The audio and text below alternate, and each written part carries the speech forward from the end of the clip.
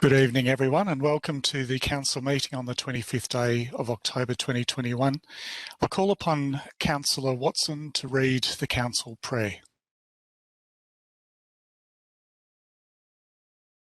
Just bear with me, Mr. Mayor. I have to find it. I am unprepared.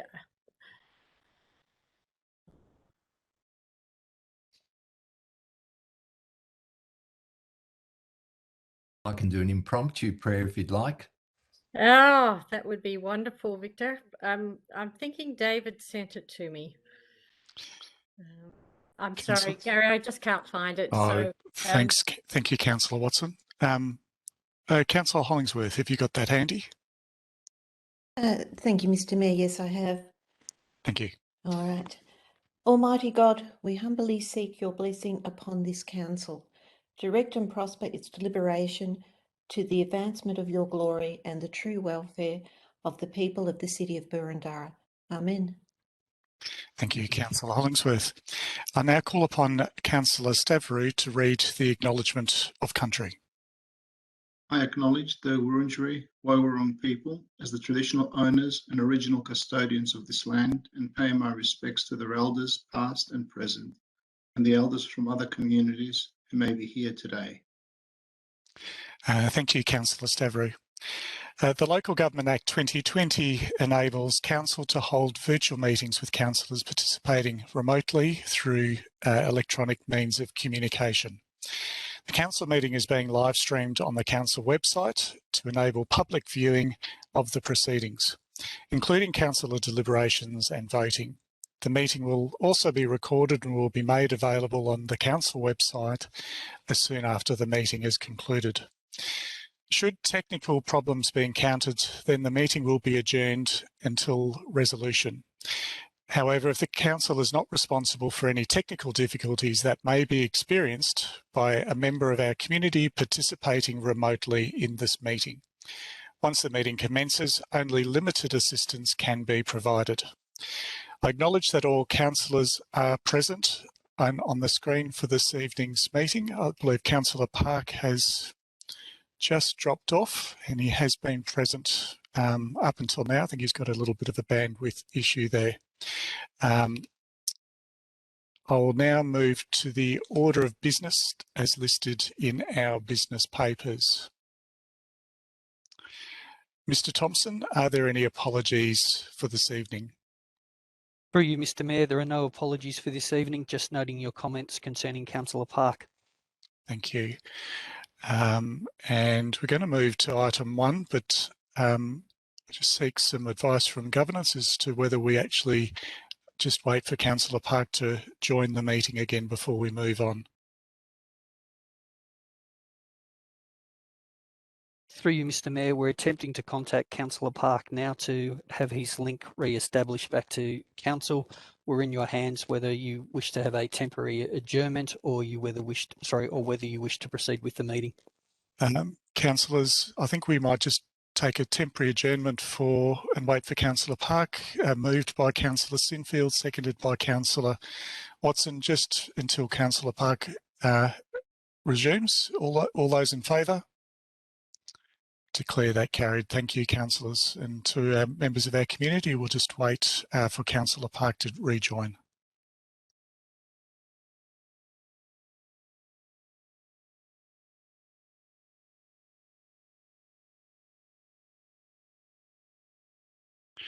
Thank you, everyone, for that little delay. Whilst Councillor Park has resumed, I'm in search of a motion to resume the council meeting. Moved Councillor Sinfield, seconded Councillor Watson. All those in favour? Declare that carried unanimously. Thank you, councillors. So we'll go on to item 1 of our agenda papers, adoption and confirmation of the minutes of the council meeting held on the 27th of September and the 4th of October 2021. Councillors, I'm in search of a motion to adopt. Councillor Galt and seconded Councillor Biggar. All those in favour? I declare that carried unanimously. Thank you, councillors. Item 2, declaration of any conflict of interest of any councillor or council officer. Are there any conflicts this evening? There appears to be no conflicts. Thank you, councillors. So we'll move on to item 3, deputations and presentations, petitions and public submissions. Item 3.1, deputations. We have received a request from Maggie Wang and Wayne Perkins on behalf of the Kooyong Climate Change Alliance, requesting the opportunity to make a deputation on item 7.5, October 2021 amended budget. Maggie and Wayne, once I've announced your names, a member of the governance team will enable you to access the meeting so that you may make your deputation. If a deputationer is not present when their name is called, or a deputationer experiences technical issues, we'll move on to the next speaker. Once all speakers have made their submission, we will attempt to hear again from any speaker who has experienced technical issues. Please note, in accordance with the Council's governance rules, you have a maximum of 3 minutes to make your deputation. At the 2.5 minute mark, I'll just announce that you've got 30 seconds remaining to conclude your deputation. At the conclusion of your deputation, we may ask questions of clarification. Please commence your submission with your name and your suburb in which you reside. And I believe our governance team will actually invite both presenters at once, and I'll leave it up to you, Ms. Wang and Mr. Perkins, as to which order you might present, with a total of 6 minutes between the two of you. Thank you, governance team. I can see Ms. Wang and Mr. Perkins, you're both with us.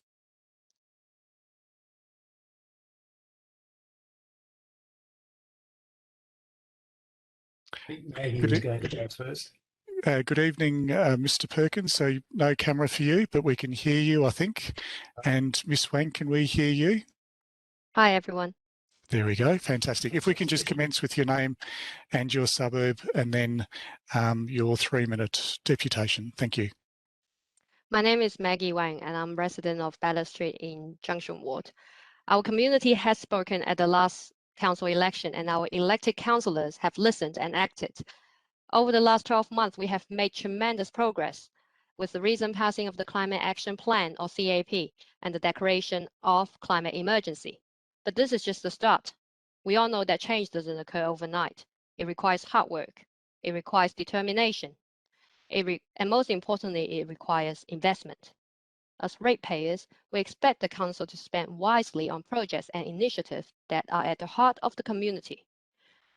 And climate action will be at the highest category. With that in mind, I was deeply disappointed to see that only $400,000 out of a $255 million operating budget has been set aside specifically for CAP. This represents a mere 0.157% of the budget. A 0.157% from one of the most affluent councils in Australia. This is unacceptable, and we can do much better than this. The budget needs to be boosted substantially, and we are advocating to work towards a 2% of operating expenses of $5 million per annum as per the KCCA submission on 14th of October. We need to demonstrate to the community that the council is not just paying lip service. Even more important, we need to ensure that the hours, days, and weeks that every councillor, council officer, and community members spend on formulating the CAP will actually have a real impact. And this won't happen without investment. We can boost our CAP investment by prioritizing our expenditure. Can we divert a percentage of the cash allocated for the Boroondara Customer First project to CAP? Can we divert a percentage of the $11 million allocated for road renewal to CAP? We also need to take bold actions and be willing to take on some risk with our investment. For example, the $68 million queue replacement center. Can we engage with independent review to design electric heating system? Installing a conventional gas-fired heating is a very safe option indeed. However, it does not appear to be a very safe investment decision to purchase a brand new equipment now, only to have it replaced in the next CAP implementation as part of phasing out gas connection. We also need to accelerate our CAP by putting together a measurable and ambitious implementation plan. Rather than phasing out natural gas at 4 30 sites seconds. in 22-23, can we bring this timeframe forward and broaden the scope to 8 or even 10 sites? Rather than developing a fleet transition plan for council and contractor in 22-23, can we start the transition now? Climate crisis is the defining issue of this generation. We are in an extraordinary time. We need to accelerate the CAP. We need to take bold actions, and we need investment from council budget. Thank you very much. Thank you, Ms. Wang, for your presentation. Spot on time. Thank you for that. Hand over to you, Mr. Perkins. Thank you, Mr. Mayor. My name is Wayne Perkins and I live in Camberwell. Firstly, on behalf of the Kooyong Climate Change Alliance, I thank Council and Councillors for this opportunity to speak to our October 14th Climate Action Plan budget submission, which I trust Councillors have had the chance to both read and consider. Again, I want to congratulate Council for its leadership in responding to community priorities by declaring a climate emergency and developing a climate action plan that takes a holistic response to the reality of climate change and includes some very ambitious emission reduction targets. In allocating financial and other resources, government budgets make real, or if you like, put into action community values, priorities and aspirations.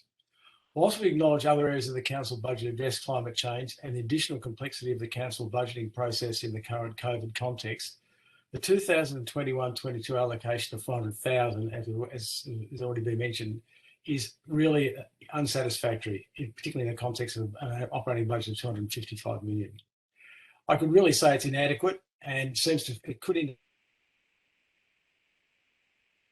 leadership to the community. Business as usual mindset and a budget that is out of kill the debt and targets. If Council does not increase its allocation for 2021-22 and beyond, its leadership and its credibility will be questioned and the action plan aspirations seriously undermined. More critically, Boroondara residents will be increasingly put at risk from the impacts of climate change. An emergency requires that we go early and we go fast, and the current allocation, even with the additional $600,000 being considered tonight, does not allow this. Accordingly, we recommend that the plan be allocated at least 2% of the annual budget, that is approximately $5 million per annum. In relation to the community emissions reduction target, this would enable bringing forward and the expansion of existing and planned initiatives. Here, I think an accurate measurement of target achievements is essential, and this requires a tool that can determine the emission types and levels specific to the Boroondara LGA. Thus, I think a priority for 2021-22 is the development of a detailed baseline study of community emissions. Other actions would include the establishment of an appropriately staffed community outreach program to support the education and advice programs in place, and a large emitters advocacy and assistance program. A tailored energy reduction program for low-income and pensioner households and for tenants and landlords. Home and business energy audits, which are provided free at no extra charge and with a follow-up support. A study to provide an estimate of emissions from construction, which is a fairly important part of the current Boroondara life. And the development of an integrated transport and public transport strategy in concert with the bicycle strategy. To sum up, 30 seconds. I think it's essential that through its funding of the implementation plan, Council engages and supports the community in developing, in the words of the action plan itself, new ways of living, working and playing, which reduce emissions, mitigate the impacts of climate change and build resilience and adaptability for all present and future members of the community. Thank you. Thank you, Mr. Perkins. And councillors, are there any questions of clarification of Ms. Wang or Mr. Perkins on their deputation? There doesn't appear to be. So thank you, Ms. Wang and Mr. Perkins, for your deputation this evening. Thank you. Thank you. We'll move on to item 3.2, petitions. Mr. Thompson, do we have any petitions this evening? Thank you, and through you, Mr. Mayor. Councillors, since you last met last month, Council has received one petition. The details of the petition are set out in your business papers. Accordingly, I commend the officer's recommendation as appearing on the screen to you and as set out in your business papers. Thank you, Mr. Thompson. Councillors, I'm in search of a motion to move the receiving of the petition. Someone prepared to move a motion? Councillor Biggar, seconded Councillor Stavrou. All those in favour? declare that carried unanimously. Thank you, councillors. We'll move on to, excuse me, item 4, informal meetings of councillors. In our business papers, councillors, there's a list of the attendances that we've received. The motion is on the screen to receive and note the informal meetings of councillors annexed to the minutes. Councillors, I'm in search of a motion. Councillor Biggar and seconded Councillor Gillies. I'll put that motion to the vote. All those in favour? I declare that carried unanimously. Thank you, councillors. I'll move on to item 5, public question time. Council encourages submissions of public questions prior to 12 p.m. on the day of the meeting. Questions submitted prior to 12 noon will be provided with a detailed verbal response, as well as a response in writing. Those submitted after 12 will receive a verbal response if possible, but will otherwise be taken on notice for a written response to be provided in due course. Mr. Thompson, do we have any public questions? Thank you, and through you, Mr. Mayor. Tonight we have 5 questions from members of the community. 4 of those questions are with notice and 1 of those questions is without notice. Thank you, Mr. Thompson. So yes, 4 questions were received prior to 12 noon today. Copies of those questions have been circulated to councillors. 1 question was received after 12 noon today. The questions will also be referred to the relevant council officer to provide a written response in due course. Our first question has been received from Mr. Henry William Goodenough of Camberwell. The subject is governance rules, and the question reads, is the fairness of process of Boroondara Council constrained by the rigidity of its own governance rules? Thank you for the question, and I'll answer this question as Mayor. The fairness of the process by Council is not constrained by the governance rules. The governance rules adopted by Council on the 26th of July 2021 govern the conduct of Council and the delegated committee meetings. The governance rules enable Council to consider and make decisions on any matter considered by the Council fairly and on the merits of that issue.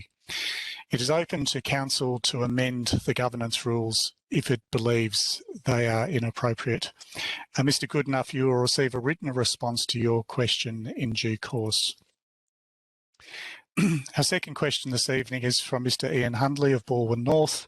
The question subject is Victoria Park Oval.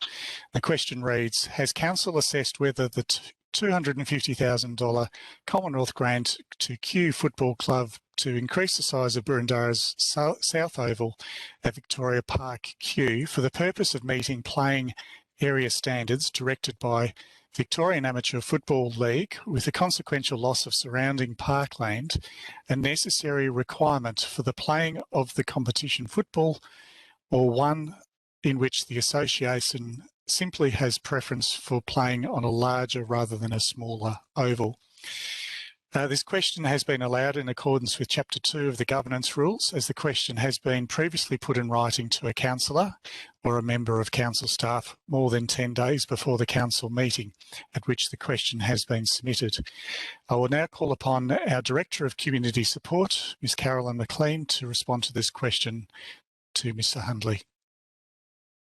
Through you, Mr. Mayor, Council has received confirmation from the Victorian Amateur Football Association that the extended ground size will allow for senior women's football to be played on the South Oval, given the current ground does not meet the required standards from either a length or a width perspective. It is also worth noting that the oval is accessible to the public when not being used for organised sport, so the space has not been lost for this purpose. In addition, the area being used to extend the sports field is on a slope and is currently not utilised. Thank you, Ms. McLean. And Mr. Hundley, you will receive a written response to your question in due course. Our third question this evening is again from Mr Hundley of Balwyn North. The subject is Greythorn Park and other parks in Boroondara. The question reads, will Council take early action to repair damage to Greythorn Park and other parks in Boroondara associated with unauthorised off-road bike riding, which included excavations and the removal of vegetation, and to also apply sanctions to deter this activity in the future, therefore ensuring the safety of park users and the proper protection of the parks? This question has been allowed in accordance with Chapter 2 of the Governance Rules, as the question has been previously put in writing to a councillor or a member of council staff more than 10 days before the council meeting to which the question has been submitted. I call upon the Director of Places and Spaces, Mr Daniel Freer, to respond to this question from Mr Hundley. Thank you, Mr Mayor, and through you. Council teams have been monitoring sites across the municipality to ensure through an assessment on a case-by-case that the jumps are safe for use and not impacting on vegetation or other park users, along with engaging with riders around any antisocial behaviour. Without any organised sport during lockdown, young people have sought other ways to enjoy recreation and socialising close to their homes, which has improved their sense of well-being and maintaining overall health. We acknowledge this has been a challenging time for our community members during lockdown. The usage of parks has increased substantially, and we were hesitant to take away any chance that young people had to enjoy open space using limited means during this time. We have previously removed jumps during previous lockdowns, and the experience has been that jumps are rebuilt larger and more dangerously while restrictions are still being enforced. With the lifting of restrictions and the resumption of in-person schooling and organised sports, we are hopeful that this will reduce this type of activity in parks and open spaces. Our Parks and Open Spaces teams will continue to be working to reinstate parks across the municipality now as we are coming out of lockdown, and also working with engaged youth to potentially retain some locations for the recreational opportunities that they provide. Thank you. Thank you, Mr Freer. And Mr Hundley, you will receive a written response to your question in due course. Our fourth question this evening is from Mr Lee Norton of Balwyn North. The subject is Customer First Program. And the question reads, can Council please provide the total estimated cost of the Customer First Program, including actual expenditure to 30 June 2020 and the total budget amounts for the program for 2021-22, 2022-23 and subsequent years? This question has been allowed in accordance with Chapter 2 of the Governance Rules, as this question relates to an item 7.5, October 2021 amended budget. I call upon the Acting Director of Customer and Transformation, Mans Bassey, to respond to this question from Mr Norton. Thank you, Mr Mayor, and through you. The actual expenditure to June 2020 for the Customer First Programme has been 13.5 million. The adopted budget for 21-22, including carry forwards and any commitments from previous years that was unallocated, is 23.4 million. The foreshadowed expenditure for the years 22-23 is 11.2 million. The foreshadowed expenditure for the years 23-24 is 11.4 million. And the ongoing licensing and maintenance foreshadowed expenditure for the years 24-25 is 4.1 million.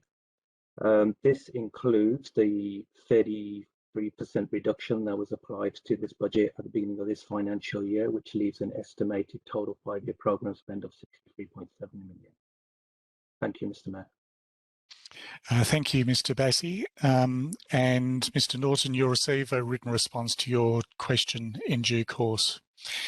Our fifth question has been disallowed. The question is disallowed in accordance with Chapter 2 of the Governance Rules.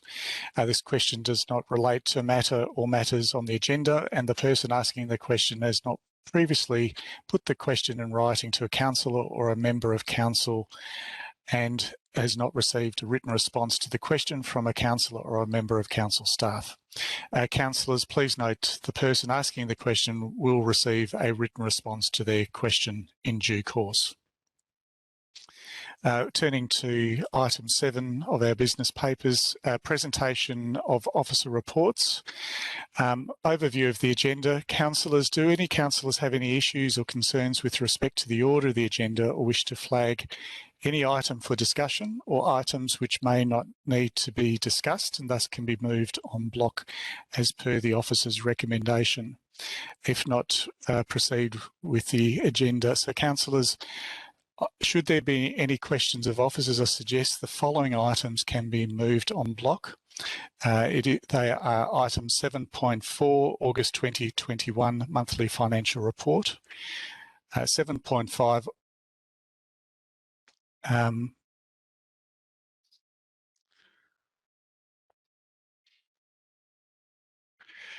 don't think we are doing 7.5. 7. I'll just check with governance for 1 second. Thank you. 7.4, August 2021 monthly financial report. 7.6, intention to lease Davis Street Kindergarten Association Inc. 7.7, sorry councillors, this is not the intention here. So 7.7 we will be reading, which is the draft Glenferrie Place Plan. So 7.4, 7.6, 7.9, which is the recommendation of the Audit and Risk Committee held on the 18th of August 2021. 7.10, contract number 2021/148 through Road Early Learning Centre refurbishment works. 7.11, contract 2021/058, architectural and lead consultancy services panel contract. 7.12, contract 2021/46, plumbing and irrigation services. 7.13, endorsement of the Yarra Integrated Water Management Forum Catchment Plan. And 7.14, instrument of subdelegation of instruments of appointment of authorisation, Environment Protection Act. So of those that I didn't read out that we will be discussing will be 7.1, 7.2, 7.3, 7.5, 7.7, 7.8. Councillors, is anyone prepared to move an en bloc motion for those items? Councillor Hollingsworth, Councillor Park, I think your hand was up first. Seconded Councillor Hollingsworth. Councillor Park, do you wish to speak to your motion? Look, I will just very briefly. I'm happy to move those items that you identified en bloc, Mr. Chair, and obviously the situation is that the reports have all been prepared by officers. The papers have been made available for public scrutiny, and no councillors have any questions in respect of those items identified. So it's entirely appropriate to proceed with an en bloc motion to allow us to focus on those matters where there are questions or debate. Thank you, Councillor Park. Councillors, I'll now put that motion, or just to assist Councillor Park, is there any opposition to that item before I put that motion? There appears to be no opposition. So I now put that motion to the vote. All those in favour? I declare that carried unanimously. Thank you, councillors. So we'll move to item 7.1 of the agenda papers, which is the annual report. This will be introduced by Ms. Jen Reid, Manager of Strategy and Performance.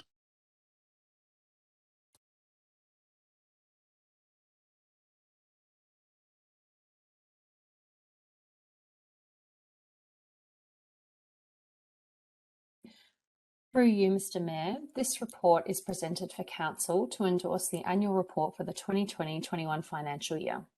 Section 329(7) of the Local Government Act 2020 sets out that Council's annual report for the 2020-21 financial year needs to be prepared in accordance with the requirements under the old Local Government Act 1989.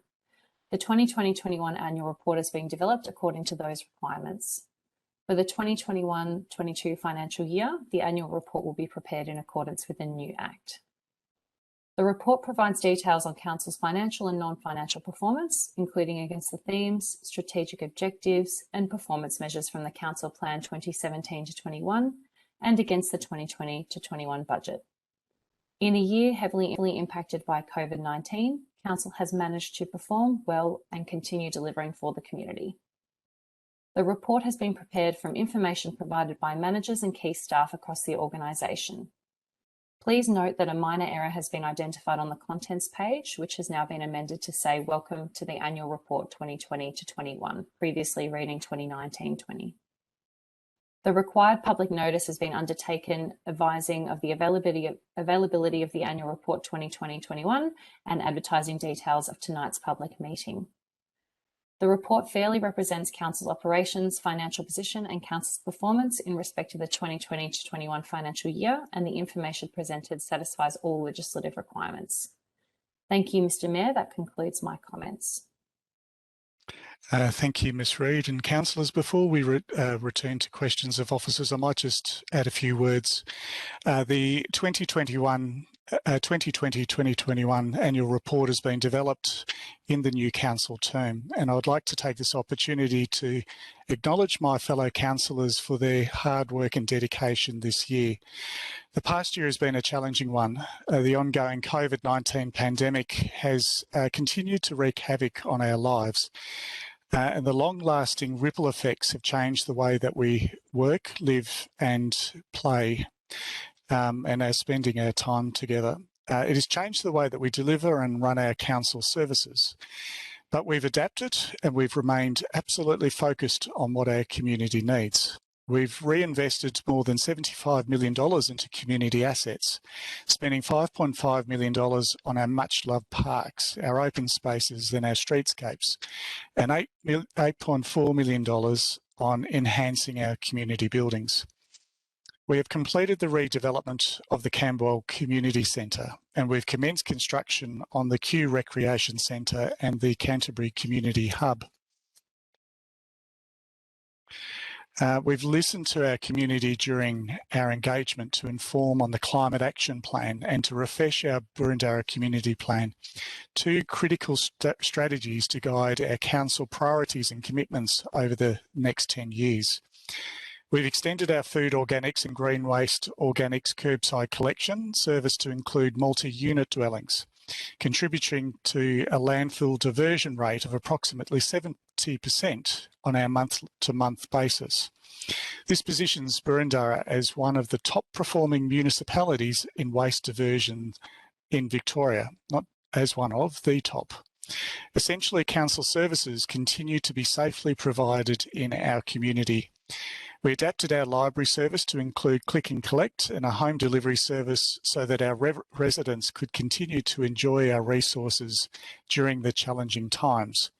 Our ability to pivot resulted in an incredible $1.25 million loans over the past year. Our council provided more than 60,000 hours of in-home care for the elderly. 20,000 immunisations were given to infants, children and adults across Boroondara. We supported residents, businesses and community groups through $4.5 million COVID-19 financial assistance package, which we first announced in April 2020.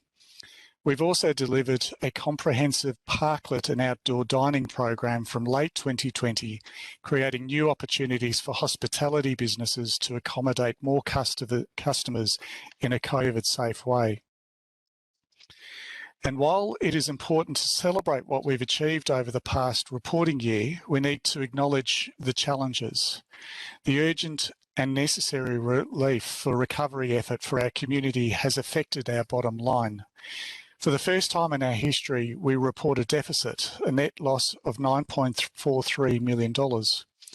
And while we're still amid the global pandemic, I'm confident that our 2020-21-22 budget provides a clear and measured path to recovery. I'm proud to report that through these challenges, we've remained a top performing council, and the annual statewide local government community satisfaction survey says so. This is a reflection of the work of officers, as well as the support and partnerships of residents, community groups, and all local businesses. Thank you, councillors. I'll now return to, are there any questions of officers? Doesn't appear to be any questions of officers. So, councillors, I'm in search of a motion. Councillor Stavrou, your motion. Thank you, Mr. Mayor. I wonder if it's time to say a few words or move the motion. I think if you can suggest what motion you're moving tonight, and then I'll find a seconder. Thank you. I will be moving the officer's recommendation. Thank you. And I've got a seconder, Councillor Park. Thank you. Can I just say the motion that I'm seconding is without the extraneous E in attachment. It's in the report and it was on the screen, so if we could make sure that's taken out. I think the administration can remove that. So without the extraneous E, seconded by Councillor Park. To assist Councillor Stavrou, is there any opposition on this? I recognise, councillors, this is an important report. So Councillor Stavrou, are you happy to speak to your report? And I'll invite any other councillors to make comment too. Sure, Mr. Mayor, and thank you very much. I really won't take long because of your wonderful introduction to the report. I think I echo all those sentiments that you made, and also the number of great achievements that have been done under a very difficult, certainly circumstances that we in Boroondara, but also across the country, find ourselves in. I think the big kudos is the flexibility of how council responded to this big challenge that we're all facing, and the ability to be able to continue, dare I say, some of the big and major works that are happening under very difficult circumstances. What I would say is a very big thank you to the CEO and all the officers and the staff underneath doing great work, responding to the many issues in the community, and also able to flexibly continue some of the big works that no doubt would be having an impact out there in our community. It's a great testament, and a big thank you, and to finally to the community who has basically gone through this difficult time, but working with council to move forward and hopefully to a better and much improved next year. Thank you, Councillor Stavrou. Do any other councillors wish to speak to this? Otherwise, I'll put Councillor Stavrou's motion to the vote. Councillor Hollingsworth. Thank you, Mr. Mayor. Just briefly, I just wanted to again thank the officers for all the time that they've spent preparing this document, and also compliment the photographers and others that have been involved with the photos and the graphic. It's such a beautiful presented annual plan report that it's a pleasure to read, but it's also obviously very informative and talks of an era through COVID that has been quite challenging for all. And I also just wanted to make note that two of the directors, Mr. Sharan Wickransima and Bruce Dobson, that are featured in this as directors that have been very involved in many of the endeavours that council have pursued over recent years, are no longer with council, but it's wonderful to see that they are recognised in this document, and it's just a reminder of the directors current, but also past. Thank you. Thank you, Councillor Hollingsworth. Councillor Stavrou, do you wish to add anything? Otherwise, I'll put the motion to the vote. The motion, Mayor. Thank you. I'll now put that motion to the vote. All those in favour? I declare that carried unanimously. Thank you, councillors. So we'll move on to item 7.2, which is the Boroondara Community Plan. This will be introduced by Ms. Nicole White, Manager of Community Planning and Development.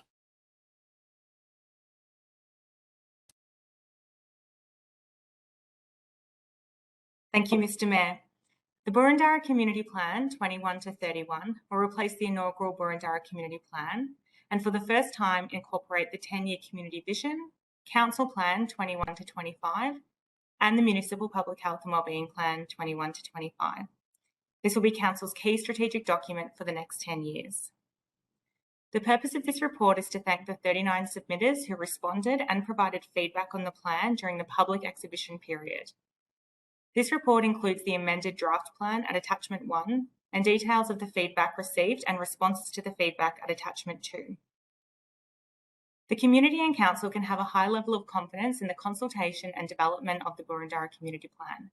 We undertook a robust process which enabled council to gain feedback on the existing community vision and 7 themes of the inaugural plan, and ensured the renewed document is responsive to emerging trends, demands and changes to community priorities since 2017.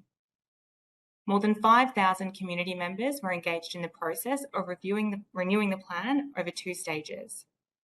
During stage 1 of the consultation, the community had an opportunity to rank their top 3 current Boroondara Community Plan priority themes, allowing us to compare the changes between 2017 and 2021. This exercise resulted in the community prioritising the same top 2 priorities that were ranked first and second 4 years ago. These are your parks and green spaces and your community services and facilities. The largest differences between 2017 and 2021 is the significantly higher proportion of people ranking your parks and green spaces in their top 3 and your local shops and businesses in their top 3, reflective of our community's experience during COVID-19. Also included in the plan are Council's 6 health priorities, which will ensure that Council continues to put our community's health and wellbeing at the centre of everything we do. Following adoption, the strategic indicators contained within the Boroondara Community Plan will supersede the strategic indicators contained within Council's adopted 21-22 budget and will be reported on in Council's 21-22 quarterly performance reports and annual report. Officers recommend that Council resolve to adopt the amended Boroondara Community Plan as annexed to the minutes of the meeting as Attachment 1. Thank you, Mr Mayor. That concludes my comments. Thank you, Ms White. And councillors, if you'll indulge me, I'll just, before we go to questions, I might say a few words on the Boroondara Community Plan. As we begin to return from a new COVID normal world, it's fitting that we've renewed our strategic document to guide us in this new era. The Boroondara Community Plan 2021 to 2031 sets out the 10-year vision for the City of Boroondara based on what our community has told us is important to them. It captures and responds to the changes of our community priorities and is reflective of the community's experience during the COVID-19 pandemic.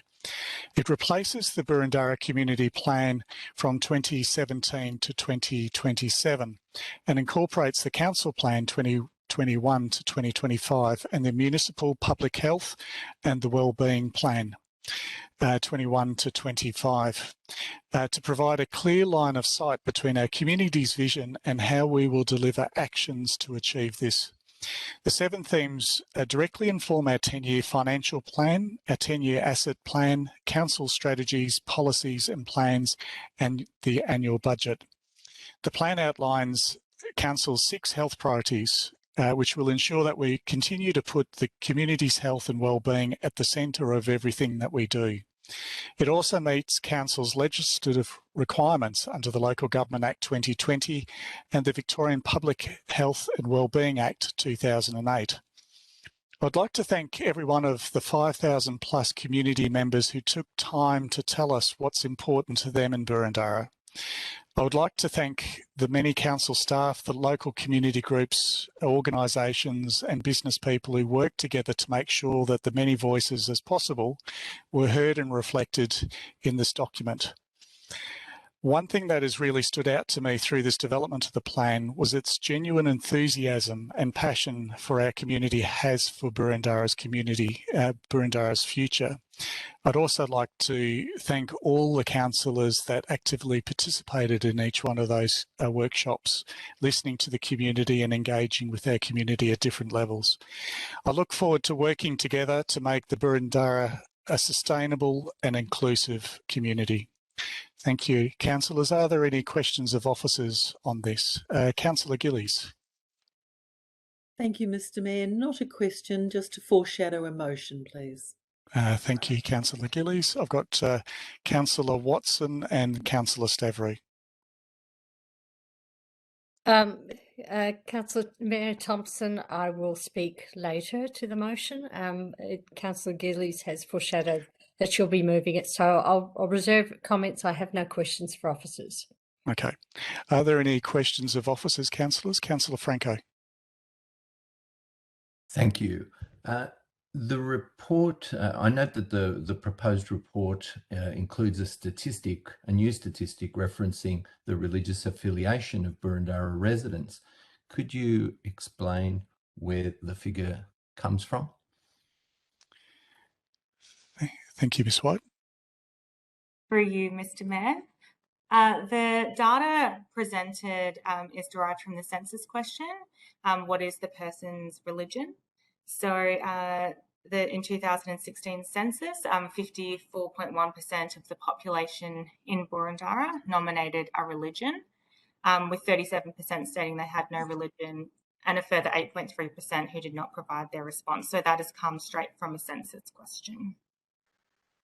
The ABS stats identify the different religions that people hold, do they not? And if so, how many different religions are practiced or identified with by Boroondara residents?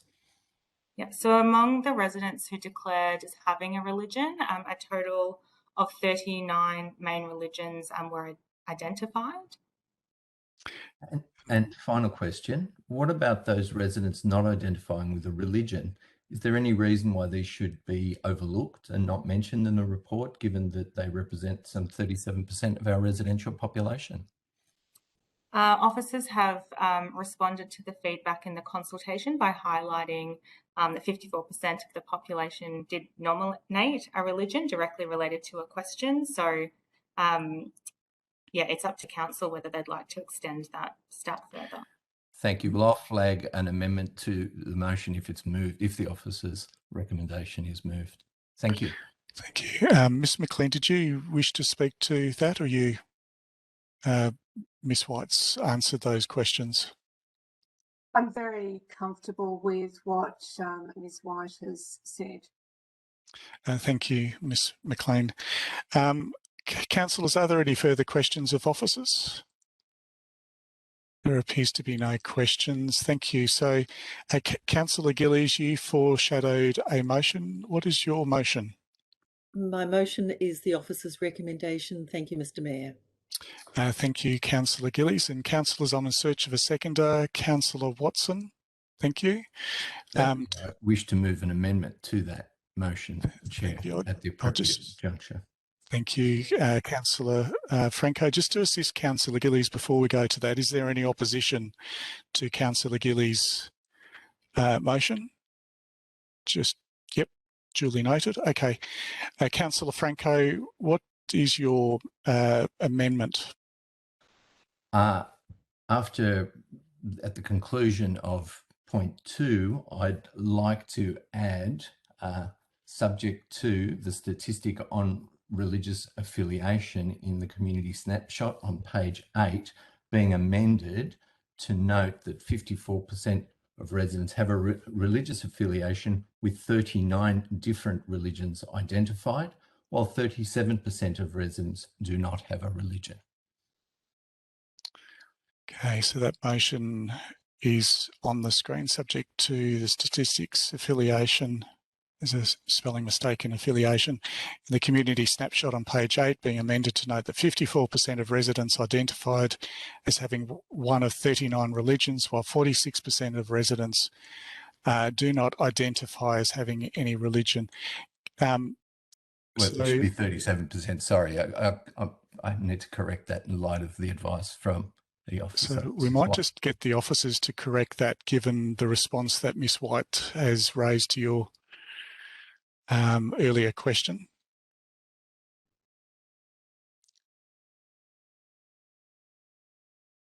Yep, so the statistic would be 54% of residents have a religious affiliation, with 39 different main religions identified, while 37% of residents do not have a religion. Thank you.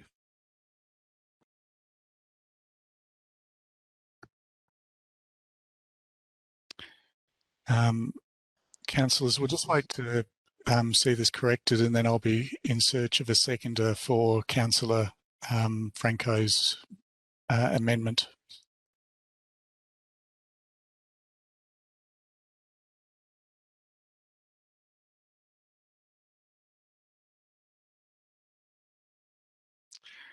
Okay, so that's now been corrected.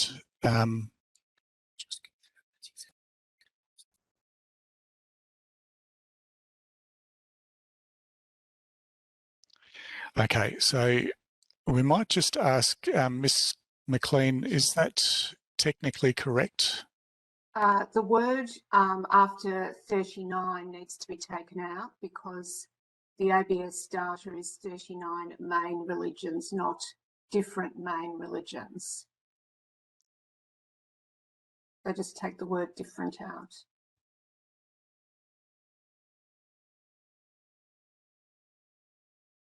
Councillor Franco, I trust that you're happy with officers just fine-tuning the accuracy of your amendment. Thank you. Appreciate the officer's input.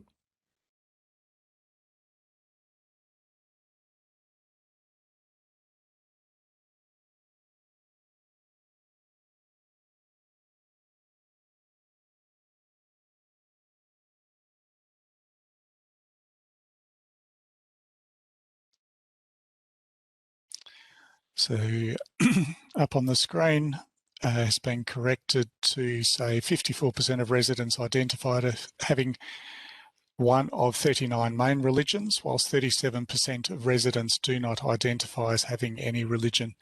Ms. McLean, does that look correct? Yes, thank you, Mr. Mayor. Thank you.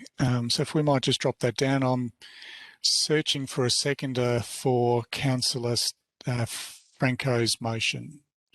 Is Councillor Biggar? Thank you. Is there any opposition to Councillor Franco's motion? There appears to be opposition there. Yep, there appears to be opposition. So, Councillor Park, you look like you're gesturing for a question. I would just like to see that a little bit longer, if I could. It was removed before I could properly consider. There is a slight typo in it again as well. It was, yeah. It should say as rather than has. In the while 37% of residents do not identify as having any religion, we are being very tricky here, but best to get it right. Could they just leave it up for just a fraction longer? If we could, thank you, officers.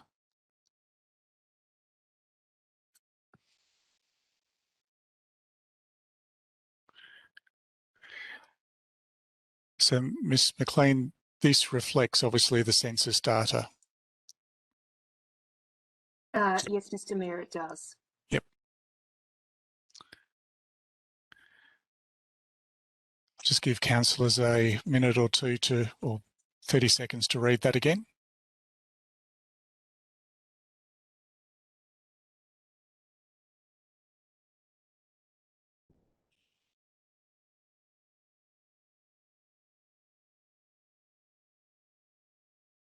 Councillor Park, you... I think what I was struggling to connect was that those words in the last line, do not identify. I think for consistency it would be did not identify. I'm happy with have no religion as well, if that makes it more acceptable to you, Councillor Park. I think that's a slightly different inference. I'm actually, in principle, Chair, I don't have any objection to it. It's just that I think the wording is, I think if it said did not identify, it's probably in both, yeah. and then I've got no objection for what that's worth. Yep. Councillor Franco, are you happy to change that slight terminology from do not to did not? Yes, I'm happy with that change, given that it's historic ABS data. Thank you. And once that's we might just wait for that to be amended. We'll quickly put it up on the screen so everyone can see it again one last time. And then Councillor Biggar, you're happy with that change? Just to... I am, Mayor. Yep, thank you.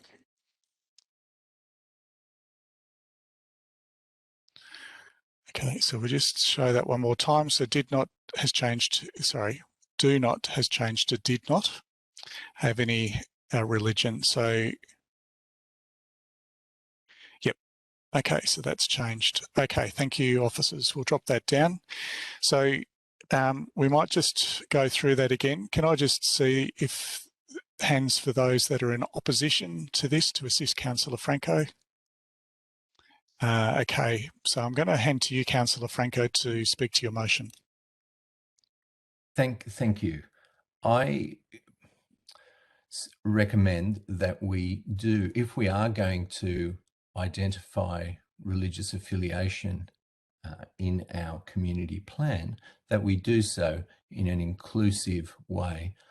It's very clear that our community is very diverse, and as a council, we've said repeatedly that we're committed to being inclusive and to recognising and embracing that diversity in our community. I put it to you that if we simply say 54% of our residents are religious, it gives a misleading impact and an incomplete picture. And that picture is the same as the incomplete picture that we as a council are giving in the use of our council prayer, where we use a Christian prayer and we remain very true and accurate to a very specific wording of a Christian prayer, which does not recognise the diversity of our community. The fact that many people have no religion at all, and a very increasing number. And I think that the 37% are the historic ABS stats. We'll see in the upcoming ABS, I think, a significant increase in that. But we simply make such people invisible. And the same with the many other religions, the 39 main religions. If we adopt a particular Christian prayer and pretend that this is being inclusive, it's not. It's actually imposing a particular ideological outlook on this council that doesn't really do credit to us. And I think if we want to be honest, let's express the stats in full and in a clear way that embraces our community and lives up to the inclusiveness that we all support. So I commend it to you. Thank you, Councillor Franco. Any other speakers? We've got Councillor Stavrou, followed by Councillor Watson and Councillor Gillies and Councillor Addis. Thank you, Mr. Mayor, through you. And look, I commend Councillor Franco's commitment to accuracy. I think that's commendable, and to honesty. I think where I sort of want to remind my fellow councillors why that clause or those words were put in there, and there is a request from the community that council recognises the importance of the faith community in all its contribution to council. And the observation by our community member that took the time to read the report and respond to the report was that given that there is such an enormous contribution to the community by the faith-based groups and the role that they play within Boroondara's community, it was amiss by the report not to have any reference to faith-based communities. And I think that was the premise, and that's what that clause or the addition is purporting to add. And I can be corrected by the officers if I am wrong in that regard. So in that regard, I don't think it's actually been against diversity, Councillor Franco. I think it is simply saying that a certain amount of diversity was not included, and it was pointed out, and that's what it's added on. With regards to adding the more information, it would be great if it added any value, and I don't think it adds any value in responding to that question, and that's where I'm finding it, where I'm opposed to it. Adding 39 main religions and talking about them as if they're main religions, it calls into question, what do we mean by main? Is it just because there are a number of religions that appear on the roll, or do they have a relative preponderance within the city of Boroondara? So if we're going to be responding and being accurate about it, it should add some actual response that is commensurate to the question, and I don't think it does. And on that basis, I would be opposed to it. Thank you, Councillor Stavrou. So our next speaker is Councillor Watson.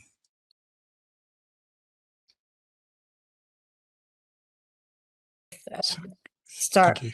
Sorry, thank you. I would agree wholeheartedly with Councillor Stavrou's remarks, and I don't believe that this addition adds anything for clarity in the report.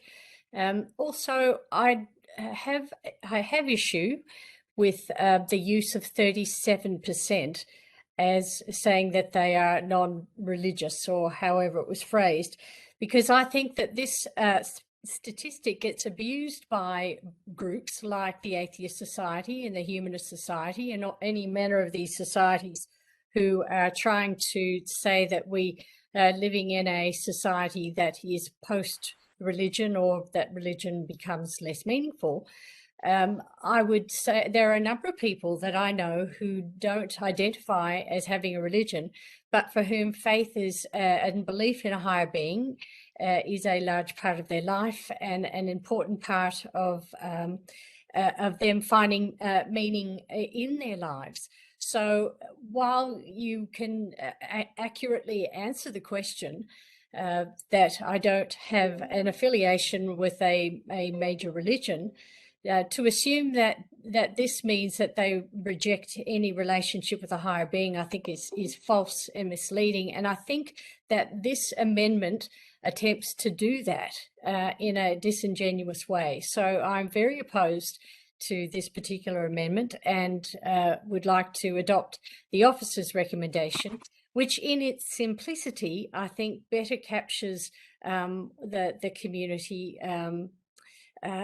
makeup. And while this is the Boroondara Community Plan, it's not the Boroondara plan on what religions we all belong to.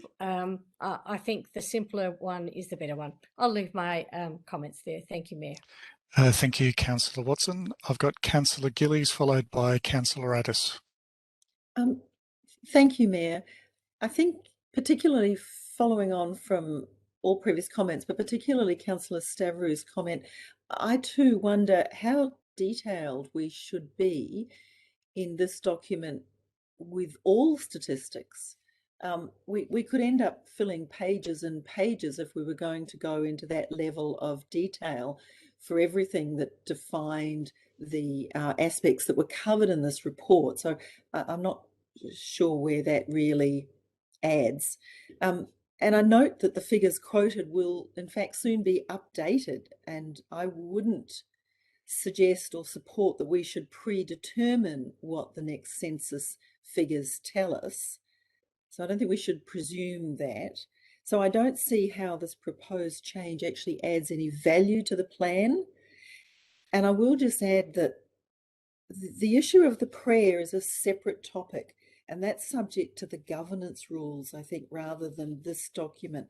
I just don't see, I don't have a violent objection to it, but I just don't see that it adds anything to the Boroondara Community Plan. Thank you, Mr. Mayor. Thank you, Councillor Gillies. Councillor Addis. Thanks very much, Mr. Mayor. Look, I think I'm consistent with what the others have said, that I'm struggling to see how this adds value. It feels to me like we're privileging one characteristic and giving it a lot of attention over the very many things that we discuss in this document. So I'm deeply ambivalent about it. I'm still not sure how I'm going to vote, but I do wonder why we need to keep focusing on this one characteristic to the exclusion of the very many other important attributes that define the complexity of our community. Thanks. That's all I want to say. Thanks, Councillor Addis. Councillor Park, followed by Councillor Sinfield. Look, I'm a bit like Councillor Addis. I think deeply ambivalent sums up my view as well. I don't agree with some of the comments by Councillor Watson, just on the basis that and I understand the concern, because that's why I was paying particular attention to the wording, but I think it now is simply saying that 46% didn't identify as having a religion. That doesn't mean that they don't. It might well simply mean for some people that they chose to keep personal and private to themselves that belief when filling out their census document. And I've certainly spoken to people who fit into that category. So I think that the inference that you can draw is that clearly the 54% who did identify, that they clearly do, because they said so. But I think for some, it's a question that has all sorts of shades of grey, and I think that if in doubt, that people may well have availed themselves of the do not identify answer. So people will always misrepresent statistics, and there's plenty of adages about that. So we can't really control what people will make of these statistics, or to what good, bad, or ugly uses they might put them. I certainly agree to the extent that some have said it just adds unnecessary words. You might think that the statement that 54% identified as having one of the 39 religions is sufficient to draw the inference that therefore that 46% didn't. But so that all leads me back to that deeply ambivalent position expressed by Councillor Addis. Thank you.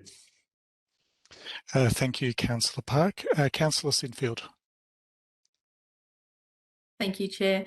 I too fit in the ambivalent camp, but the more I think about it, the more I think it's unnecessary to include this.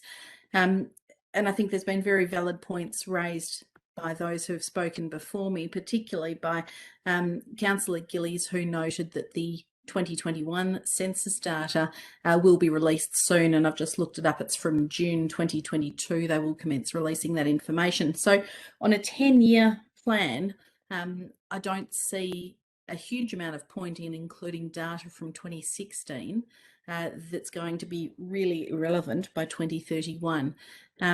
So the more I think about it, the more I'm inclined to leave it out. What I initially thought was that it didn't much matter whether it was included or not, but I think it can be misinterpreted in the affirmative or in the negative. So I think I'd prefer to have it excised from the motion and go with the officer's original position.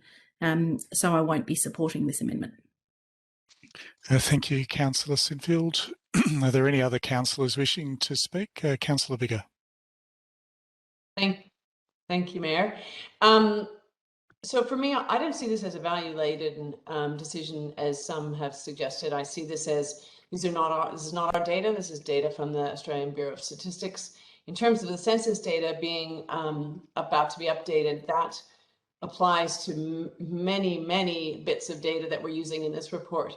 So it's certainly not only the religious data that's included in this report. There's quite a lot of other data which we have no other current data but to use this. So I think that does not strike me as an argument at all.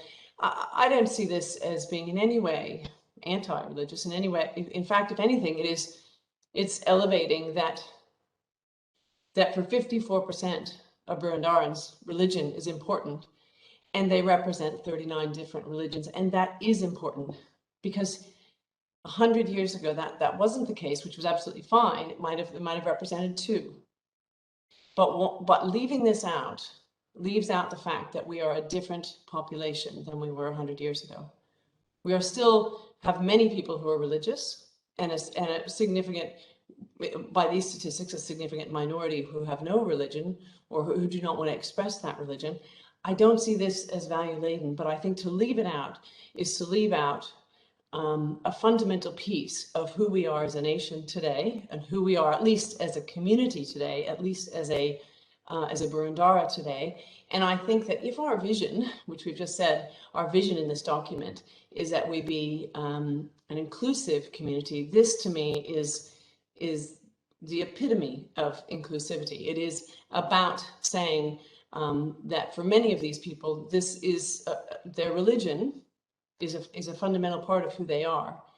And to include in one extra line, I think I would go with the approach that it does no harm to include it, but I think potentially it does harm to ignore it, because often these are populations who have been overlooked, and they often probably would still represent minority groups in our community. And I think a truly inclusive community is one that actually takes important steps to acknowledge and remember those people, and to give them visibility where they might otherwise not have it. So while I didn't move this, I'm glad that Councillor Franco has, and I will certainly support it. And I encourage my fellow councillors to support this in the interests of being an inclusive community. Thank you, Councillor Biggert. Are there any other councillors? Councillor Hollingsworth. Thank you, Mr. Mayor. Look, I too am very ambivalent with this particular question and amendment, but listening to comments of all of my colleagues, I do value the celebration of our culture and diversity, and I think it is very important to acknowledge that there are 39 main religions that have contributed to the survey. I do also understand Councillor Gillies making point that where do statistics stop and start, and how much do we include in the document? But I also accept that this is just one minor amendment to the recommendation of the motion. So based on all comments, I see no harm in including it, and I do think it is important that we acknowledge the diversity of communities in Boroondara, so I'm happy to support it. Thank you, Councillor Hollingsworth. Are there any other speakers? Probably run out of speakers. Before I return to Councillor Franco, I'm like my colleagues, deeply ambivalent with this. It does no harm. I'm happy to support it, but if it fails, I'll support the officer's recommendation. To you, Councillor Franco, to wrap up. Thank you. I'll be quick. I'll just make some observations on some of the comments made with a view to hopefully encouraging some councillors to think favourably. To Councillor Stavrou, he makes the correct point that the inclusion of those residents or the percentage of those residents with a religious affiliation was done to recognise their contribution to our community. But I'd like to just put it to everybody that those with no religious affiliation also make a very valuable contribution to our community. And we, as I identify as one of those people, volunteer and commit our time and services and dedicate ourselves to the community. And I think it can readily be overlooked. In response to the point made by Councillor Gillies and also Councillor Sinfield, the point that we shouldn't presume the ABS statistics in the future. Councillor Biggert already made this point, but it's interesting that the 54% is based on the same historic ABS data. So if we're going to use that argument, if you're going to use that argument and say, okay, we don't want to recognise those with no religion because that 37% was based on the previous census, well then the same exactly applies to the 54%, and the same applies to many other aspects of this report as well. So it is disingenuous if we say, okay, let's not recognise those with no religion because we can't rely on ABS data from the past and we don't want to presume into the future, but we're quite happy to include a figure. And I'll put it to you this way, that the 54%, that figure is likely potentially to diminish in future, based on past trends in the census. If anything, based on past trends, we can expect those with no religion to increase and those with a religious affiliation to decrease. So if we say, let's rely on the historic ABS data to entrench in a 10-year plan those with a religious affiliation, that is quite disingenuous. So I hope that you take that into consideration. And, you know, on why include it and why be, you know, being ambivalent, I mean, I think it goes back to the image that this council presents to our community, and we do it in the council prayer, and we hark back to an image where there is one or two religions back from 100 years ago or whatever it is, rather than the current present situation where there is a multiplicity and a diversity, including those with no religion and of many other religious views. And I'll leave it at that. And I commend you to the motion. Thank you. Thank you, Councillor Franco. Councillor Stavrou, I've noticed your hand's up, but I'm just, unless you've got a point of order, I'm actually going to put this amendment to the vote. I don't have a point of order, but I have a point of correctness, if I may. No, sorry, Councillor Stavrou. I think we'll put this motion to the vote and then we'll move forward. So it's either a point of order specifically. So I'll now put this motion, the amendment, sorry, to the vote. All those in favour? And Councillor Addis, can I just, so this is in favour of the amendment? So sorry, if you can just keep your hands up again. 1, 2, 3, 4, 5, 6. 6. And those against? 1, 2, 3, 4, 5. I declare the amendment carried. So I call a division. Call a division. So we can't call a division. I'll just seek some governance advice here.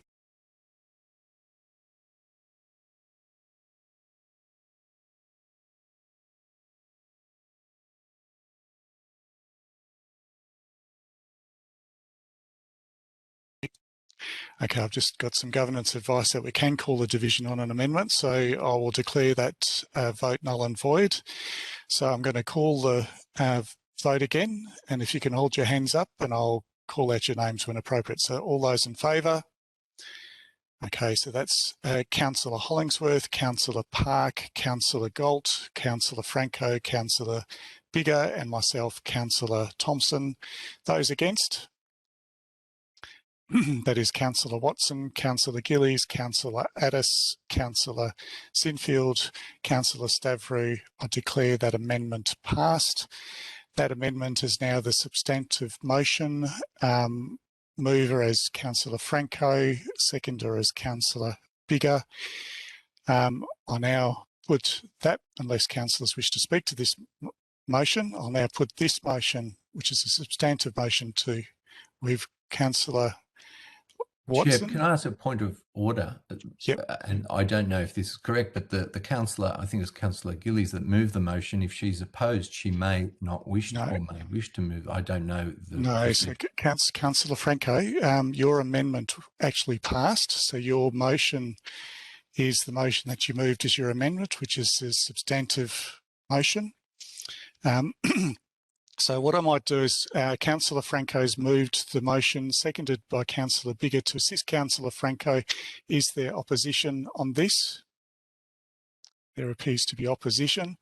Whilst I recognise that we've debated this once before, Councillor Franco, do you wish to speak to your motion? Thank you. Do any other councillors wish to speak to this motion? Councillor Watson. Mayor, there might be, we've debated the amendment, but we haven't debated the substantive motion, and there may be councillors who would like to speak on the Burundara Community Plan. So Councillor Watson, we are in the substantive motion at the moment. Yes, so I raised my hand. It's not necessarily that I oppose it. It's that would you like to speak to the community plan itself? Yes, and there may be others who would like to speak to the Burundara Community Plan as well. Thank you, and that is duly noted, Councillor Watson, because this is a important piece of work that we've done. Recognising that Councillor Franco does have a right of reply here, I open this up to any councillors that wish to speak on this item. Oh, right. Councillor Watson. Thank you. When I first came to was first elected to council in 2016, we were conducting the Burundara Community Plan then, and it was a wonderful experience being able to talk with the community and find out what was important to them.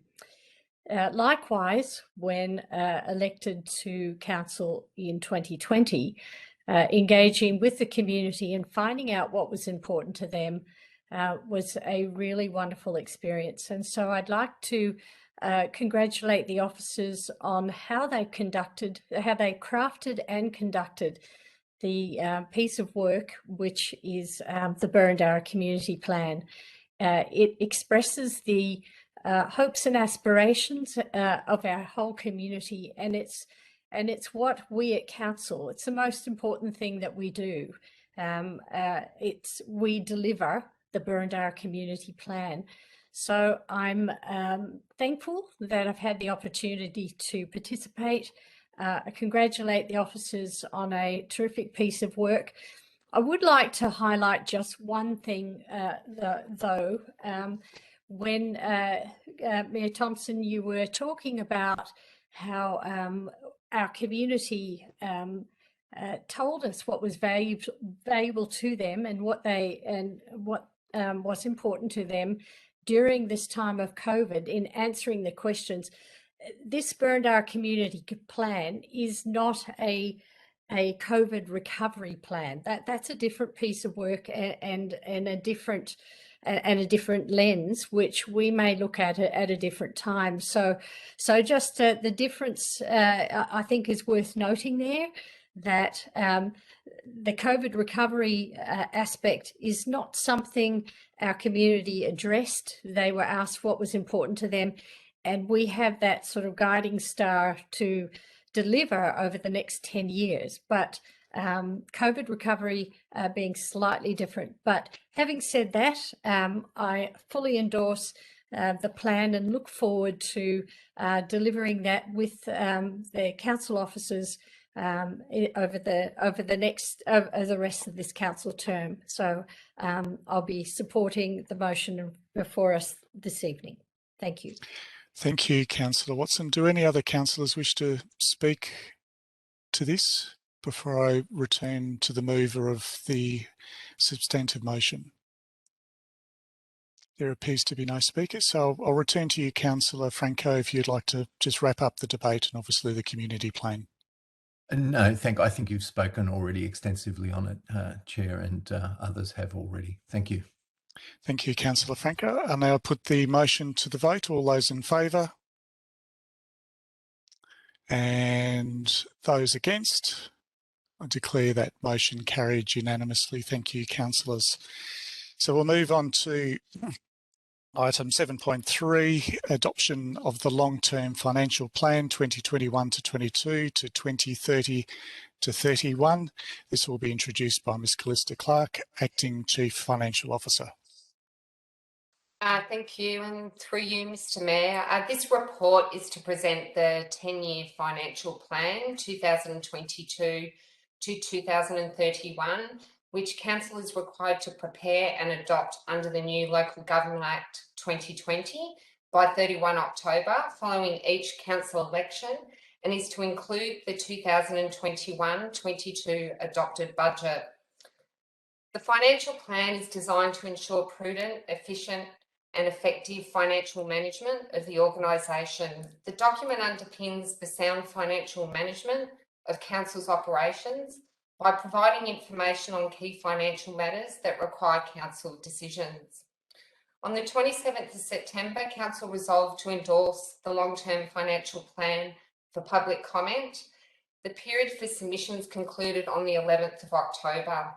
One submission was received in response to the public comment to the plan. Officers have provided feedback and do not support the need for any change to the plan for reasons expressed in attachment 2.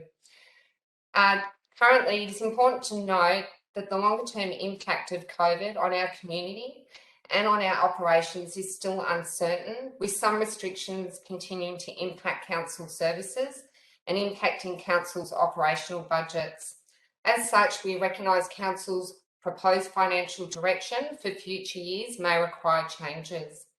It's recommended that Council adopt the long-term financial plan as contained in the officer's recommendation. Thank you, Mr. Mayor. Thank you, Ms Clark. Councillors, are there any questions of Ms Clark on this item? There appears to be no questions, so I'm in search of a motion. Councillor Stavrou, you're foreshadowing a motion? I am indeed, Mayor. And your motion is? My motion is to move the officer's recommendation. Thank you. And do I have a seconder for that? Councillor Watson? Thank you. To assist Councillor Stavrou, is there any opposition to that? There appears to be no opposition. Councillor Stavrou, do you wish to speak to your motion? Thank you, Mayor. Only briefly. There's a lot of work that goes behind this plan, and as foreshadowed by Ms Clark, this is the plan that our community will work towards to ensure that we can achieve the many services that our community expects of us. Clearly, the highlight, I guess the low light, if you wish, is that COVID has had an impact on our budget, and then there's going to be a recovery time for that. And given the limited ability that Council has to recoup revenue, that's going to have to be at the sort of behind our minds when we're managing the budget going forward. I think the key is to deliver the great services that our community expects, but also to be very prudent in doing so and making sure that every single dollar is accounted for. I think that's going to be absolutely critical, and I know many of my fellow councillors and officers understand that.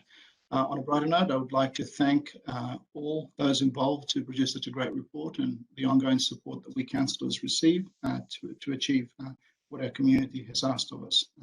Thank you for that, and I'll be commending the motion.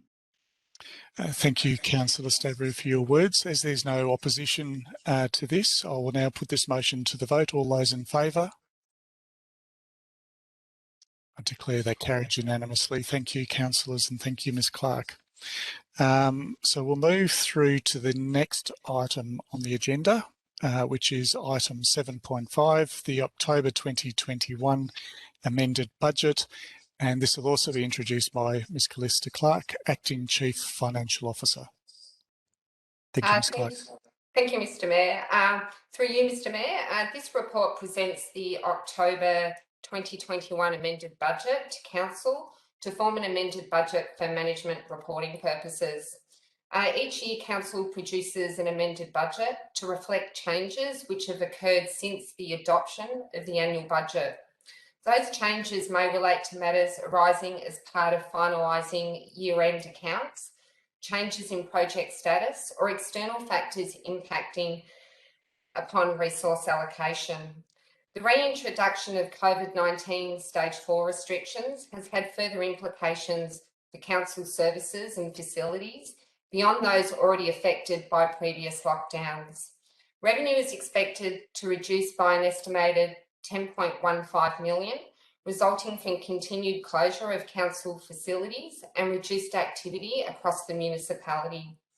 Net expenditure is expected to increase by 934,000, primarily due to the need for Council to continue to respond to the changes COVID-19 has created in maintaining the health and wellbeing of our community and transitioning services to a post-COVID-19 environment. The October amended budget includes other non-recurrent operating movements in income and expenditure, capital works, adjustments, and final net forward commitment expenditure for capital and priority projects, as adopted in the June quarterly financial report 2021. These are provided in attachments 1, 2, and 3. The October amended budget also includes an additional allocation of 600,000 to implement climate action plan initiatives, as was proposed in the adoption of the 21-22 budget, bringing this up to the value of 1 million. The overall budgeted surplus has decreased by 9.75 million to a deficit result of 735,000. It's important to note the longer term impact of COVID-19 on our community and our operations is still uncertain, with restrictions continuing to impact council services and council's operational budgets. Therefore, this report is seeking that council adopt the officer's recommendation contained in this report. Thank you, Mr. Mayor. Thank you, Ms Clark. Councillors, are there any questions of Ms Clark? Councillor Galt. Thank you, Mayor. No questions, but I'd just like to foreshadow a motion. Thank you. Duly noted. Councillor Franco. Thank you. You referenced the council budget report, the decision or the resolution of the previous council budget, and that this recommendation for an extra 600,000 for the climate action plan is consistent with that resolution. Could you remind us of what that resolution was in respect of additional funding? And will be specific for an additional 600 or an extra 1 million? Thank you, Councillor Franco. I didn't actually comment that it was the 600,000. The adopted budget alternate motion, I'm understanding, was to refer climate action plan initiatives to the amended budget for consideration. Thank you. It's just a clarification from our CEO. Thank you, Mr. Mayor. Just to clarify that what the adopted resolution stated was that up to an additional $1 million at our time, the Mr. Story, you're just breaking up there a little bit. what the adopted resolution stated was that would receive a part of the amended budget, recognising a potential up to $1 million additional funding towards the climate action plan implementation. What we have brought forward to you is an additional $600,000, not going to the maximum of $1 million, which was referred to in that adopted budget resolution. And it is a matter for councillors as to whether you wish to go beyond the $600,000. We believe we've found a reasonable middle road, if you like, a compromise between leaving it at the $400,000 currently in the budget and stretching it to the full $1 million contemplated as a possible outcome by the adopted council resolution. Thank you, Mr. Storer. Councillor Franco, have you got a follow-up? Yes, just to expand on that. I mean, given, through you, Chair, to Mr. Storer, if I may, given that Council passed a climate emergency declaration and noting the importance of taking action on climate action, and passed the climate action report, why not recommend up to the maximum of 1 million rather than the 600? Look, I know you've pretty much said it's a compromised position, but if you could elaborate on that. Through Mr. Mayor, I guess there are three considerations from our point of view. One is trying to recognise our budgetary position and the limited resources we have available. The other one is to recognise that given where we are in the financial year, as we are in October, the capacity for our organisation to deliver a full additional $1 million worth of measures is quite limited. Even the additional $600,000, if it's approved, will be a stretch for the resources in our organisation. And the third observation I would make is that we believe the additional $600,000 will provide Council with more than adequate opportunity to demonstrate its commitment to the Climate Action Plan implementation plan and to get well underway with regard to those measures. Thank you. Thank you, Mr. Storer. Was a follow-up, and then I've got you noted, Councillor Parker. Thanks. In relation to the amended budget, I note that later this evening we have the item under 7.8, the core systems tender, which is recommended in the amount of 18.6 million, and that's a critical component to the delivery of the Customer First project. Is that funding, where is the funding for that 18.6 million identified in the amended budget? Isn't that in the operational component, or is it a priority project? I might ask Ms. Clark just to confirm that, if I can, through you, Mr. Mayor, and also just make the observation that the core systems uplift, whilst it's put forward as part of the Transforming Boroondara initiative, is actually central to the functioning of the organisation, and it would indeed be required whether we were doing Transforming Boroondara or not. And you'll hear more about that a little bit later. But perhaps if Ms. Clark could just confirm whereabouts in the budget those funds are sitting. Yeah, thank you. Through you, Mr. Mayor. The funds are actually sitting in the BC1 program, priority projects. Thank you. So that they constitute then part of the, look, I'll just go back to my notes where Director Mansbassi said there were, sorry, I just looking at it, in response to a question on notice that there was some 23.4 million allocated to Customer First this current financial year. So those funds constitute a portion of those 23.4, is that correct? Yes, that's correct, Councillor Franco. Thank you. And under the priority project, when I did a quick search, it came up as 7.4 million for the current financial year for Customer First. Perhaps I'm missing something there, am I? You may have been referring to the carry forward expenditure from the prior year. Thank you. Commitments relating to BC1. Thank you. Thank you, Councillor Franco. Councillor Park. Thank you, Mayor.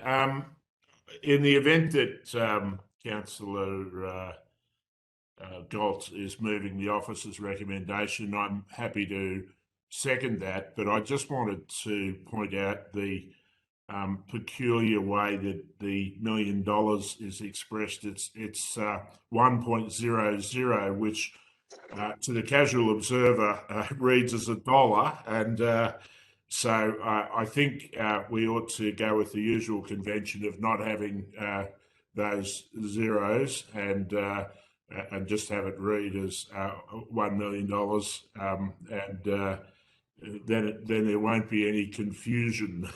So, thank you. And assuming that that's the figure that may be moved by Councillor Galt, I'm sure the officers will address as such. Yeah. Any other further questions from councillors? Councillor Stavrou. Perhaps a question to the CEO or Ms. Clark. We've seen that we have a shortfall of $10.15 million. I guess my question is, how long would it take for us to recoup that kind of loss and to be break even? Perhaps through Mr. Mayor and Ms. Clark could add to this. My response to that would be you never recoup that loss. However, in the context of setting future budgets, I think your question might be more accurately described as how long does it take for us to get back to a surplus as opposed to a deficit position. Mm-hmm. And I think it might be helpful for Ms. Clark just to talk us through that. Thank you, Mr. Storer. In terms of what Phil has said, the 10 million is most likely not recouped, and it's looking at future budgets direction on how we're able to make future adjustments to bring those funds back into place that we've lost. And that also includes the last 2 years where we've also lost 30 million. Now, whilst council has been in a very good financial sustainability position, It certainly poses challenges as we set future budgets and look at the ways of how we can reduce or ways of changing that expenditure to recoup that. And thanks, Councillor Stavrou. Do you have a further question? And just to note, I can see your hand, Councillor Watson.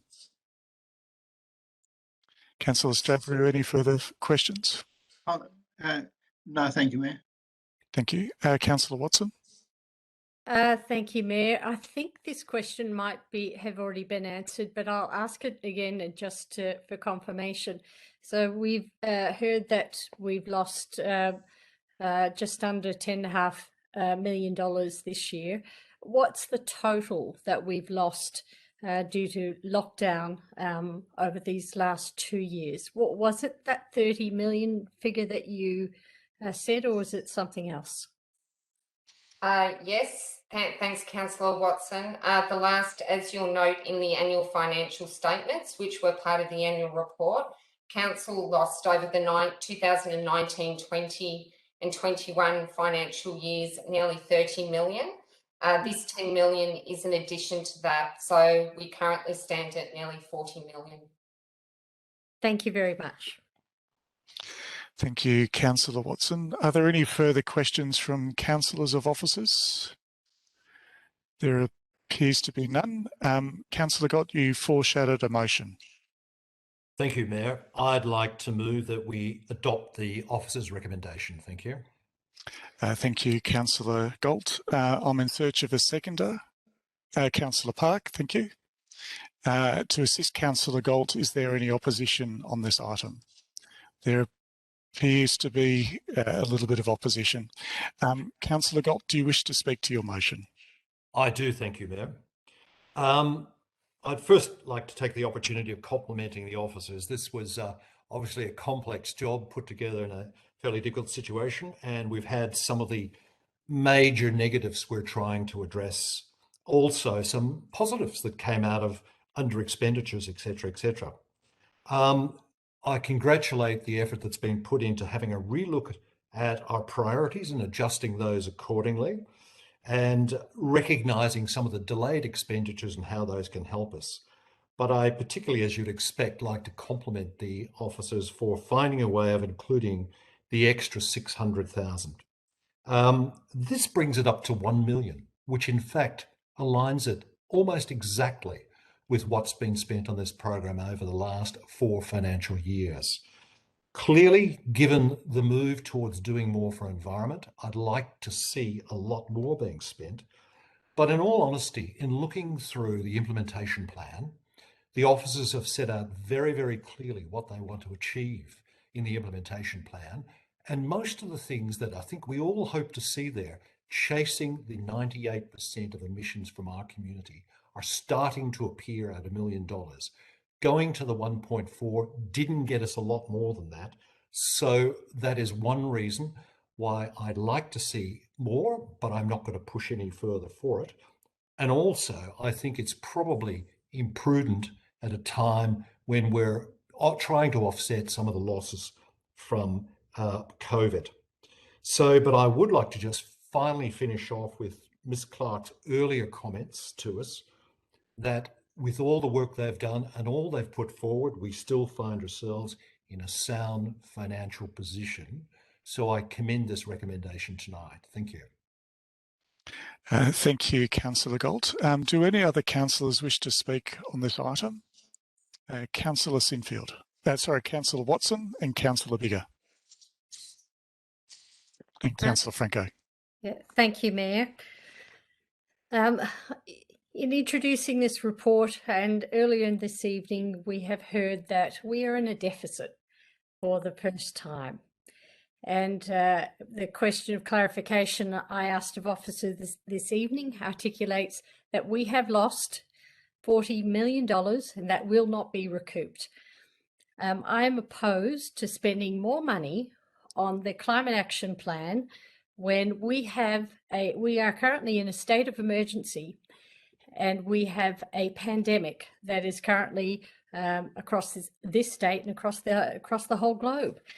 And I would be opposed to putting more money into climate action when at the moment we don't have a pandemic recovery plan. I've done a bit of research on these, and a number of councils have developed a pandemic recovery that will help guide and direct their council budgets in the next 4 years. And the ones I've found so far are City of Melbourne, the Maroondah, Nillumbik, Monash is doing consultation for theirs, so Stonington, and I believe that before we go spending more money, we need to fully understand what this community needs to recover from this pandemic and allocate our budget to those sorts of priorities for lives and livelihoods affected by the pandemic. And then after that, we certainly heard in the Burundara Community Plan what our community aspirations are for the next 10 years. But when we're in a deficit, to go spending more money when we have clear and present needs in our community relating to this pandemic. Just spoke to the traders today, interesting conversations had there. I understand and I believe that my opposition, this motion will probably pass, but I absolutely want to have my voice ringing in your ears. We do not have a pandemic recovery plan, and we should not be spending money on extra things when we're in deficit. And I'll leave my comments there. Thank you. Thank you, Councillor Watson. I've got Councillor Biggar, followed by Councillor Franco. Noted, Councillor Stavrou. Thank you, Mayor. And I do want to thank the officers, partly because these are complex times. COVID has had a significant impact on Council's budget. There are clearly some unknowns that have already been said. And given all of that, I think the budget represents a considered response. I absolutely applaud the additional $600,000 in the budget for implementation of the Climate Action Plan. We have just declared a climate emergency. We have just passed an ambitious and positive Climate Action Plan. I think that given, as the CEO mentioned, given that this financial year is nearly half over already, and there may be some time required to get the cap really moving, I think this is a reasonable response. And I know that our officers believe that an increase to 1 million is sufficient for this financial year, excuse me.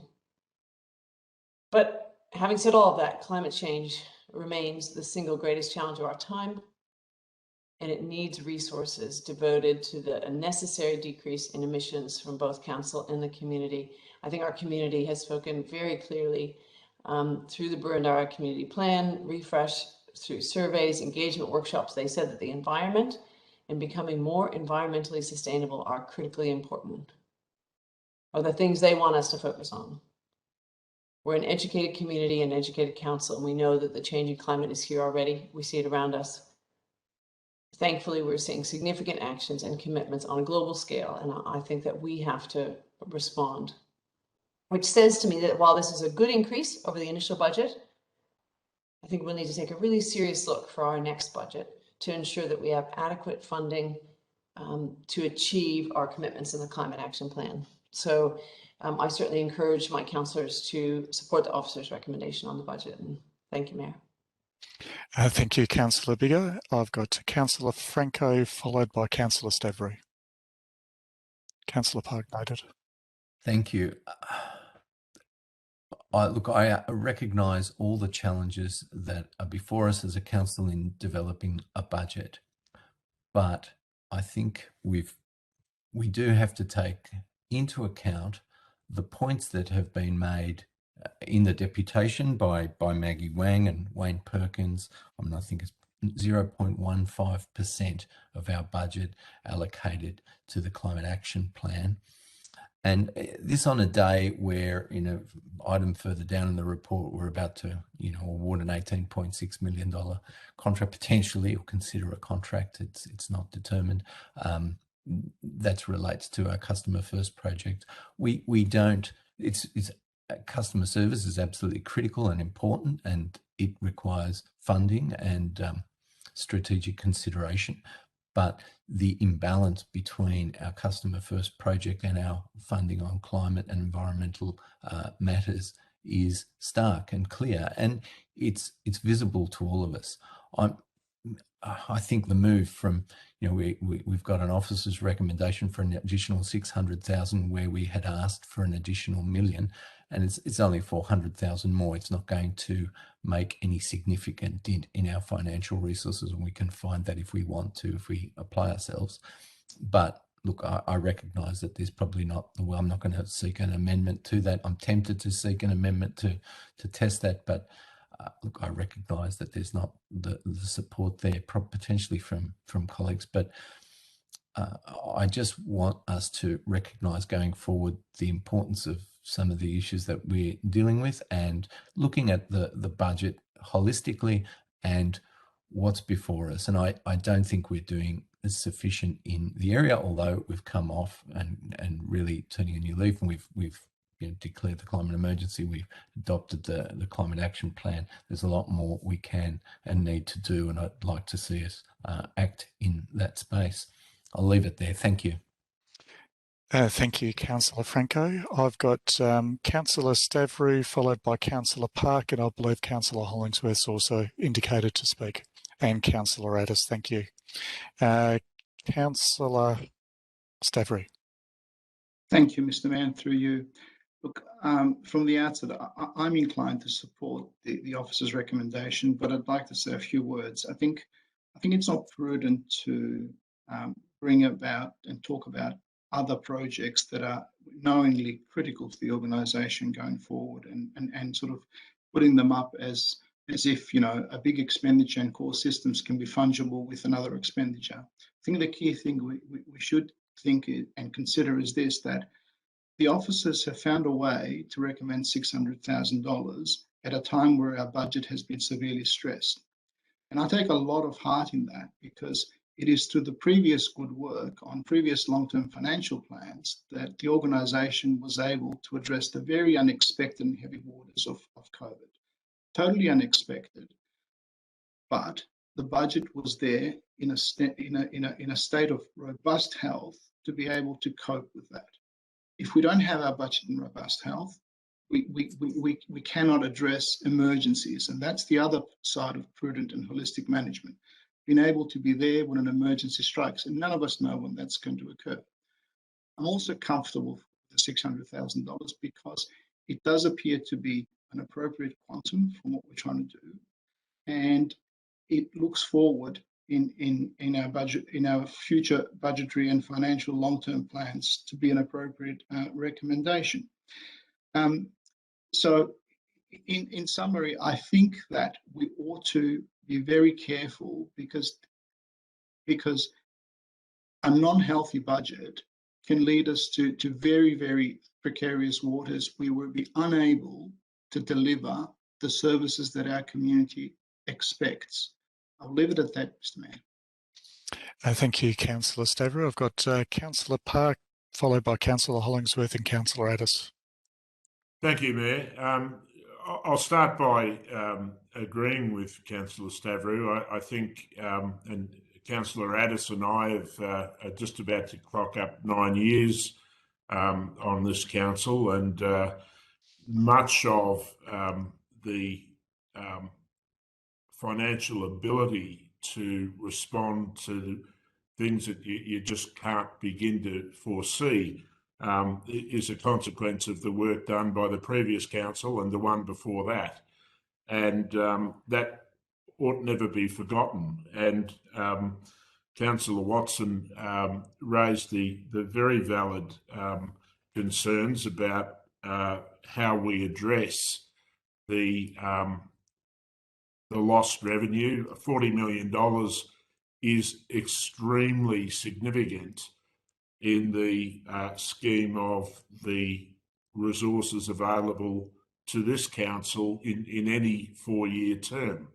It's an enormous black hole, and it is one that's going to have impact on council services and council facilities. But in terms of the substance of this motion, I agree with pretty much all that Councillor Galt said, and we ought to remember that unanimously this council has developed and adopted a climate action plan. And I think the key point is that this level of expenditure just maintains consistency with the level of expenditure that the previous council devoted. And I think that's very important. I mean, much has been said about climate change in this past 12 months. That is the first year of this council term.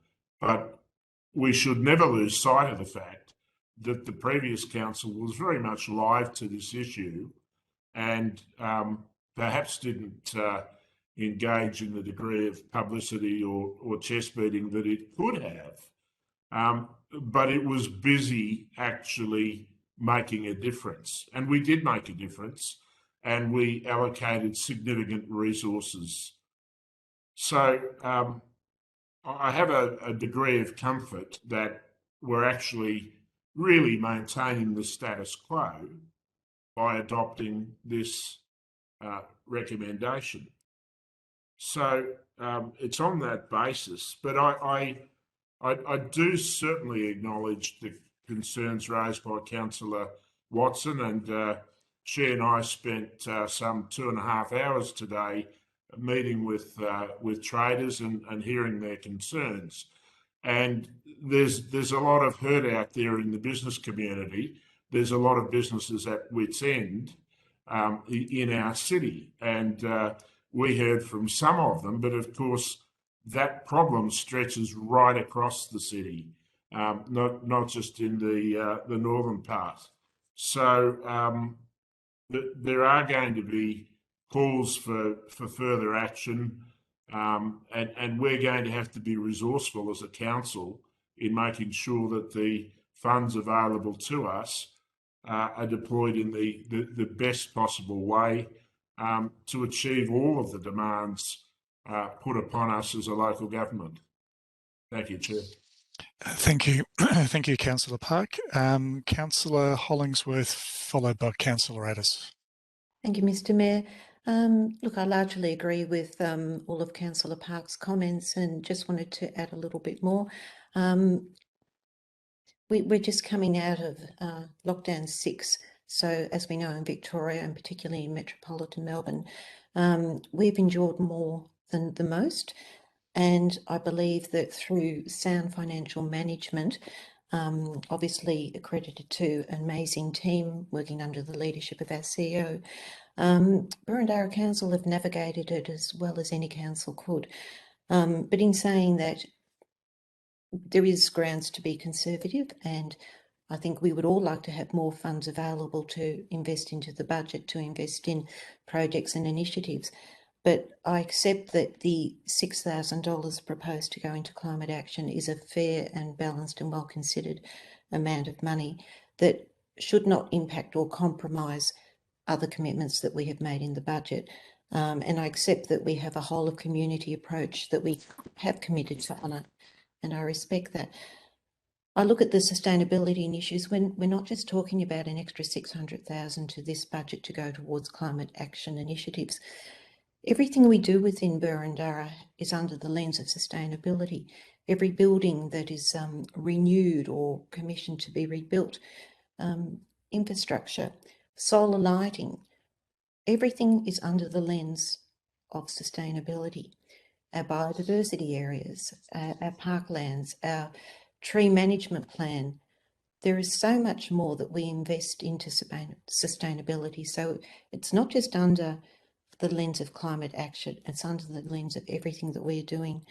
I also just wanted to comment that to some extent, it feels like we've been under siege under the last 2 years, because it's not just the pandemic, which obviously has had a huge impact on all of us, but we're going through the North East Link development. We're about to go through the Union Road rail crossing implementation. There has been so much that we as councillors, we as council, we as community have had to consider. And so with the adopted October budget, I'm very, very happy to adopt it, but I feel comfortable that it's the right amount, and I'll leave it there. Thank you. Thank you, Councillor Hollingsworth. I've got Councillor Addis followed by Councillor Gillies. Thank you very much, Mr. Mayor. And look, I fully support what Councillor Galt said and what many of the other people have said. A budget's a really complex, balanced document, and I do thank officers and my colleagues for all the work we've put into achieving this balance. This amended budget, I think, does acknowledge the importance our community place on the issue of climate change. But I also think that really 98% of our emissions are within our community's hands. And as part of that community, I believe it's up to all of us to make the changes in our lives that we need to make. We are an intelligent community. Surely it's not beyond us to think about the changes we need to make. I don't believe I need council doing that for me. Council is responsible for its own emissions, and I believe is doing a really admirable job on that. So I'm very glad we're committing this extra money, but I also strongly believe it's up to all of us in the community to make the needed changes. So I certainly support this motion. Thanks. Thank you, Councillor Addis. Councillor Gillies. Thank you, Mr. Mayor. Probably in fierce agreement with much of what has been said, starting with Councillor Galt. I will note that the depth and calibre of the Climate Action Plan means that it has actions integrated across many, many areas. It articulates responsibilities on everyone's parts, and therefore we do need whole community response. We know that, we acknowledge that every time we talk about this. I think it could be a mistake to look at a budget as a one-line entry and think that that's the total effort going into addressing the Climate Action Plan, because it's not. There are actions integrated throughout. I believe this amended budget is proposed in a responsible way. It's a responsible approach to a complex financial situation, and I will be supporting it. Thank you, Mr. Mayor. Thank you, Councillor Gillies. Councillor Sinfield. Thank you, Mayor. Just a couple of brief comments. I agree with many of the earlier comments on this. The initiatives of the Climate Action Plan implementation are absolutely worthy, but so too are sports clubs and the rebuilding or refit of those that are going to help with community wellbeing, particularly women's sport, and many other initiatives. In the emergency management world, the words relief and recovery go together, and we've spoken earlier about the relief effort afforded to our community during the pandemic thus far, and that's contributed, no doubt, to our $40 million deep hole, because we've chosen not to enforce things like parking infringements for a substantial period of time during this pandemic to provide some relief to the community in just that one aspect, let alone many, many others. But I'll try not to get sidetracked, because albeit I'm tempted to tack on various different additional clauses to this motion, but I won't. I think it's really important to bring balance to this conversation, and this is about the October amended budget. So it's not hard. It's incredibly difficult to find and allocate every extra dollar, every bit of additional funding. But on top of that, it's near impossible in a suboptimal hybrid working environment to try and expect our officers to be able to deliver on these promises. It's not as simple as going and tacking $20 notes onto trees in the local parks to try and help the environment. We can't throw money at it if we can't deliver the projects.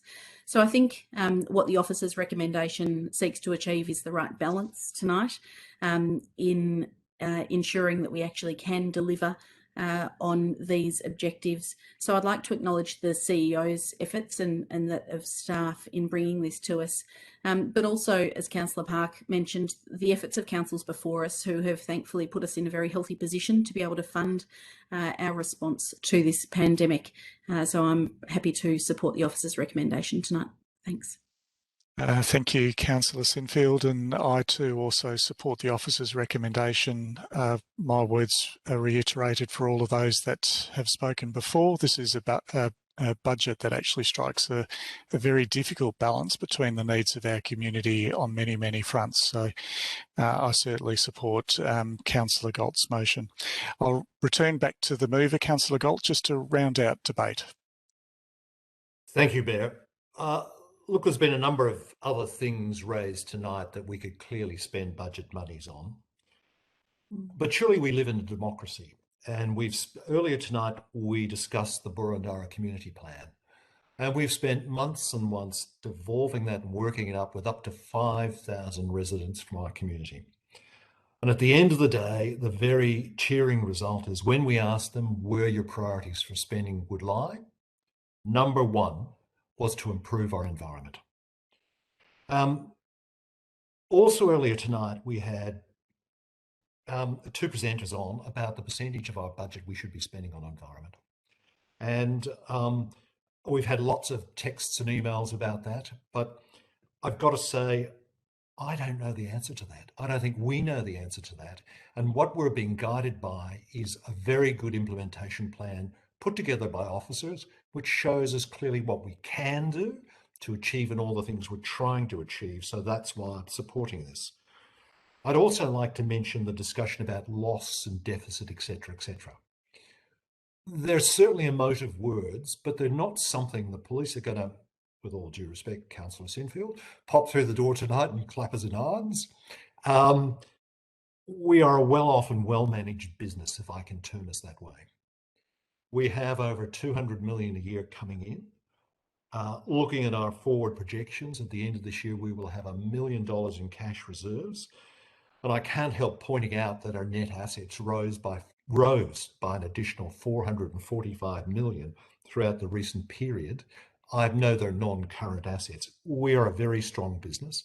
It's a matter of us deciding what we prioritise and what we spend it for. We don't lose money, we spend it differently. I'd just very quickly like to touch on the words that were mentioned in earlier debates about virtue signalling. We all, to our delight, unanimously supported the Climate Action Plan, and I thank you all for that. That's terrific. I would hate us then not to fund it in a reasonable way. To fund it at 40% of previous 4 years is not supporting it in a reasonable way. Supporting it at the same level is justifiable, I believe, and I'd hate to be accused of that. Just finally, when we talk about all the problems we suffer in Australia at the moment, all the challenges we have ahead of us, we have a huge opportunity. And to move on climate action hopefully gets us into a whole range of activities. This is starting to look federally, things that most councils are saying, most state governments are saying, and now the federal government is starting to back. Taking action on climate is leading us into huge opportunities globally. And this is our small part in this, so I support it. Thank you. Thank you, Councillor Galt. I'll now put this motion to the vote. All those in favour? And those against? I declare that motion carried. Thank you, councillors. We'll move on to the next item of general business this evening. That is item 7.7, the draft Glenferrie Place Plan. This will be introduced by Mr. David Cohen, Acting Manager of Strategic and Statutory Planning. Thank you, Mr. Mayor. I will be introducing, and David will be shortly presenting some of the photos from the Glenferrie Place Plan itself. In 2021, many high street shopping centres, such as in Glenferrie Road, were designed in prior centuries and which are now struggling due to limited designs to incorporate places where people could connect with each other and shop. Glenferrie's high street design was designed in the 1860s with very different modes of transport from current, and this has resulted in narrow footpaths, streets dominated by cars and trams, rather than being designed for people with attractive greenery, outdoor dining and seating. This predicament is accentuated for business in the precinct, who face acute competition by the availability of large, enclosed shopping centres designed with places to stay and eat, as well as online shopping, both of which provide convenient marketplaces, drawing customers away from their local shopping centres, which inevitably are ending up with vacant shops. However, our residents are telling council that they want, perhaps more than ever since the start of the pandemic, their local shopping centres to be a place to get together with friends and family, feel part of the community, and still be able to purchase goods from shops where the client can be thought of as a regular. Most of all, residents are seeking connections with others and to experience a sense of community in their local shopping centre, which is safe, welcoming and comfortable. It is this need to connect at a local level which has come through so strongly in consultation with the community for both the second iteration of the Boroondara Community Plan and the Glenferrie Place Plan vision. Yet many businesses are telling us that their livelihoods are struggling, with some decreasing levels of financial sustainability as volumes of sales are low, creating vacant shops and loss of diversity of retail choices for the consumer. The answers to these dilemmas are coming through clearly in consultation, and residents and traders are telling us the same thing. They're saying provide opportunities for locals and shoppers to stay, shop, eat, maybe even work online. Shoppers are wanting diversity of retail offerings, still convenient parking, and renewal of areas which haven't been renewed, such as the Glenferrie Transport Node. Improving and creating spaces which allow people to congregate, are pleasant, green and pedestrian focused, is seen as a high priority. Other feedback which has been incorporated into this draft place plan is preserving existing heritage and Glenferrie Road being configured to put people and businesses central, allowing for outdoor dining, public seating and greening. They're also interested in a better integration of the shopping precinct and Swinburne University for both pedestrians and students. There are many strengths in the Glenferrie precinct, which if redeveloped and renewed appropriately, can deliver places to connect with others. And this feedback has been captured in the development of the draft place plan. The draft plan is long-term with indicative milestones, and it can easily be said that the plan would be one of the largest and most visionary set of projects contemplated by this council. Thank you. Thank you, Mrs. McLean. Councillors, are there any questions of officers? Councillor Galt. Thank you, Mayor. I have a couple of questions, but I'd also like to take this opportunity to foreshadow a motion. Duly noted. Thank you. Your questions? I'd just like to ask about, in the implementation plan, I don't specifically notice the mention of the car park, a building of a car park or replacement car parking. And to make the place plan work, it's critical to do that first. Otherwise, we can't open up Glenferrie Road. Is that embedded within the plan? Yes, Councillor Gold. The car park is a component of the Glenferrie Mews project.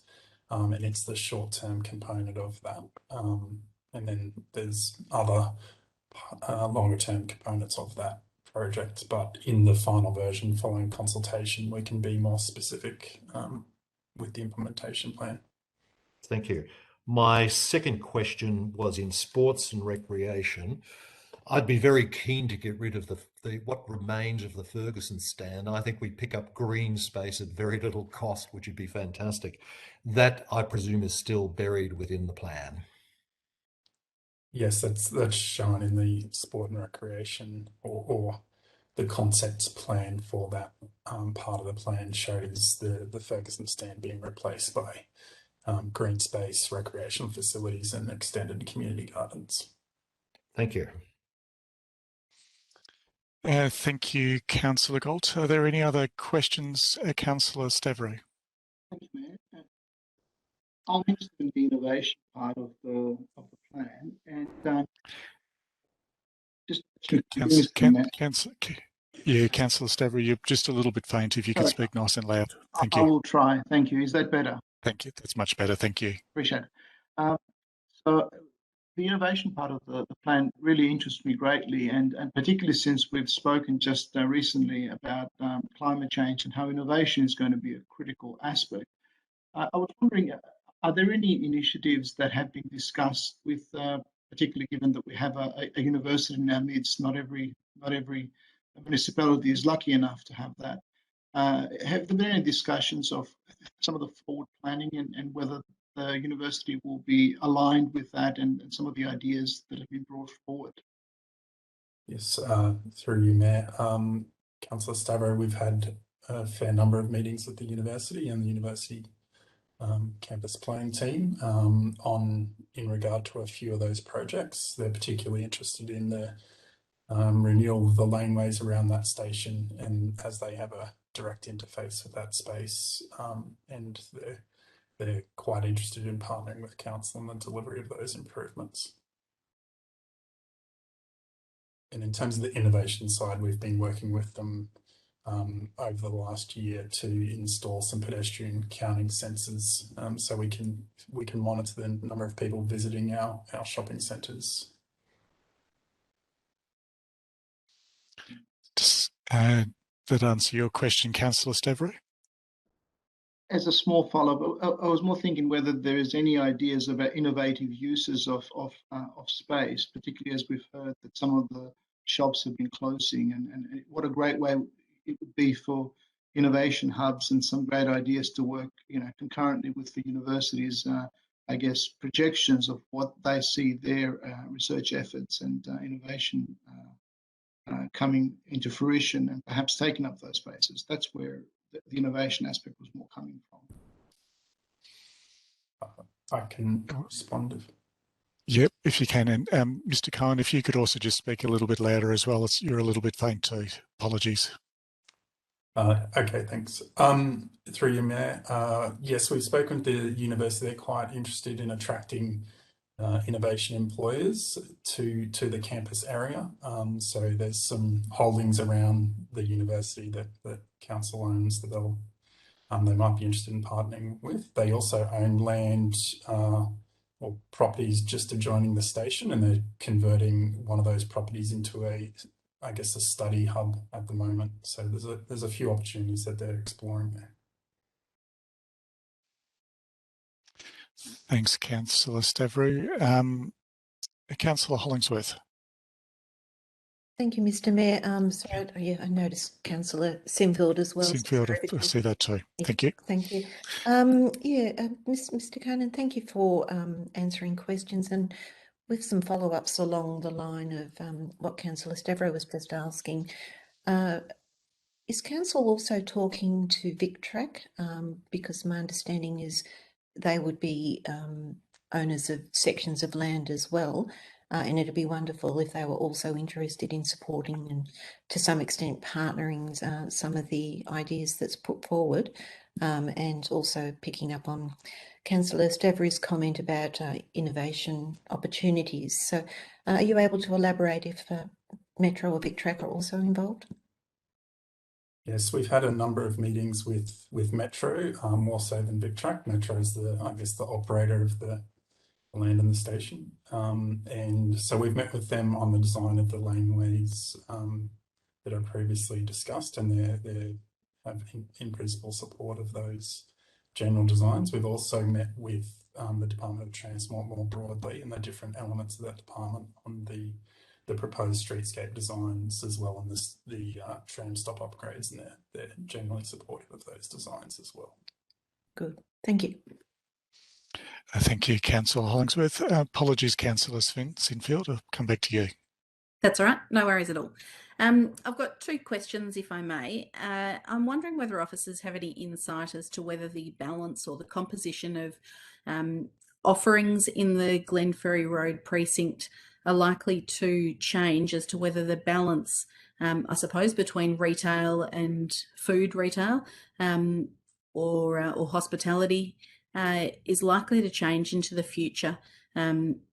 Basis for my question is obviously that on-street dining suits one type of establishment more than it does the other. I guess I can give some insight into that regard, Councillor Sinfield. The tenancies tend to, I guess, follow market demand, and that will be influenced by the investments into public realm that occur. I think the tenancies around the station area, which are quite run down at the moment, the standard of those tenancies probably reflects the standard of the public realm, whereas in other areas, the types of shops, etc., are different, reflect the quality of the public realm up there. So the investment into the streetscape will offer some opportunities for outdoor dining, but then also areas of landscaping and public seating. So I think there'll be different types of experiences down the street that would suit different types of businesses. Thank you. And my second question is around the location of the tram stop, and I'm wondering what conversations or progress might have been made in realigning the train station and the tram stop for ease of commuters there. As I previously mentioned, we did have a few discussions with the Department of Transport and our own transport planners around the tram stop alignments, and there's quite a wide range of considerations that go into those locations. The Department of Transport, when they do DDA upgrades to the tram stops, will look to rationalise some stops along the entire corridor, although less so in important centres like this. With those tram stops, there's also, they're looking for pedestrian crossing opportunities, and there's the design of those stops makes them more difficult to deliver at intersections because you're raising the level of the footpath up. So the whole range of considerations went into the locations of those tram stops. We saw a good opportunity for that tram stop next to the station to go under the rail overpass, which is a less ideal location for business and probably a better location for interchange. Back where it used to be. Thank you. That concludes my questions. Thank you, Councillor Sinfield. So I've got Councillor Stavrou, you've got a follow-up question, and then I've got Councillor Franco. Thanks, Mayor. I'm happy to go after Councillor Franco if it's okay, but I'm also happy to ask the question right now. Yeah, I think you're talking Councillor Stavrou, so I think let's go for your question. It was something that Mr. Cowan said, that raising the tram stops that sort of piqued my interest because I missed it in the report. And what concerns me, I guess, would be people with disabilities using the footpaths, as we already have narrow footpaths. Has there been a little bit of thought? I'm sure there's been a lot of thought put into this, but these things could pose difficulties, particularly as the current footpaths, as I've been told, are narrow for some people using it. Yes, Councillor Stavrou, where there's a tram stop, there would be, the footpath would be built out to the, I guess, the edge of the tram line. So there'd be a transition from the footpath to the, so the road level's being lifted up so that it can provide DDA access onto the tram. So I don't have the specific details of the different levels, but the idea would be that a wheelchair user, for example, or a person with mobility difficulties would be able to easily move from the footpath across the stop into the tram, or more easily. Thank you, Councillor Stavrou. Does that have a response to your question? It certainly does. 90% of it, just and through just sort of travelling up and down the footpaths. Would there be any modifications to, I guess, make some improvements to ease the current burden as it's perceived by some people mobility impaired? Yes, I believe so. I can't speak to every stop. There is some quite sloped footpaths at the moment that are not very suitable for mobility impaired people at the moment. So particularly around that station area. So the works would significantly improve that environment. Thank you. Councillor Franco. Thank you. Just prior to the last federal election, the Morrison government announced 660 million for new car parks, and one of those, or more of those car parks, is in Glenferrie.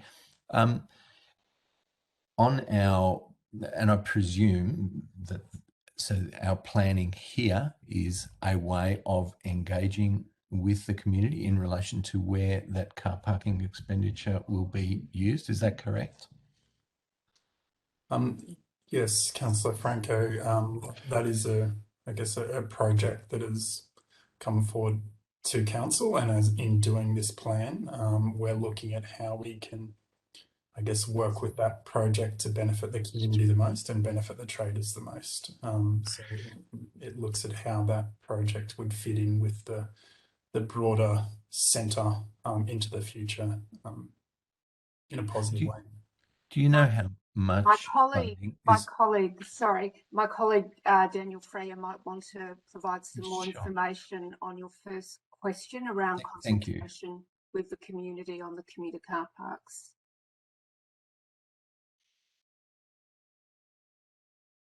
Thank you. And through you, Mr. Mayor, yes, indeed, we've undertaken some very early communications with the local community, having identified a number of sites for investigation, initially in terms of soil testing and services locations, to understand that. As that work has progressed, we've narrowed our focus down to respecting sites in the Glenferrie precinct.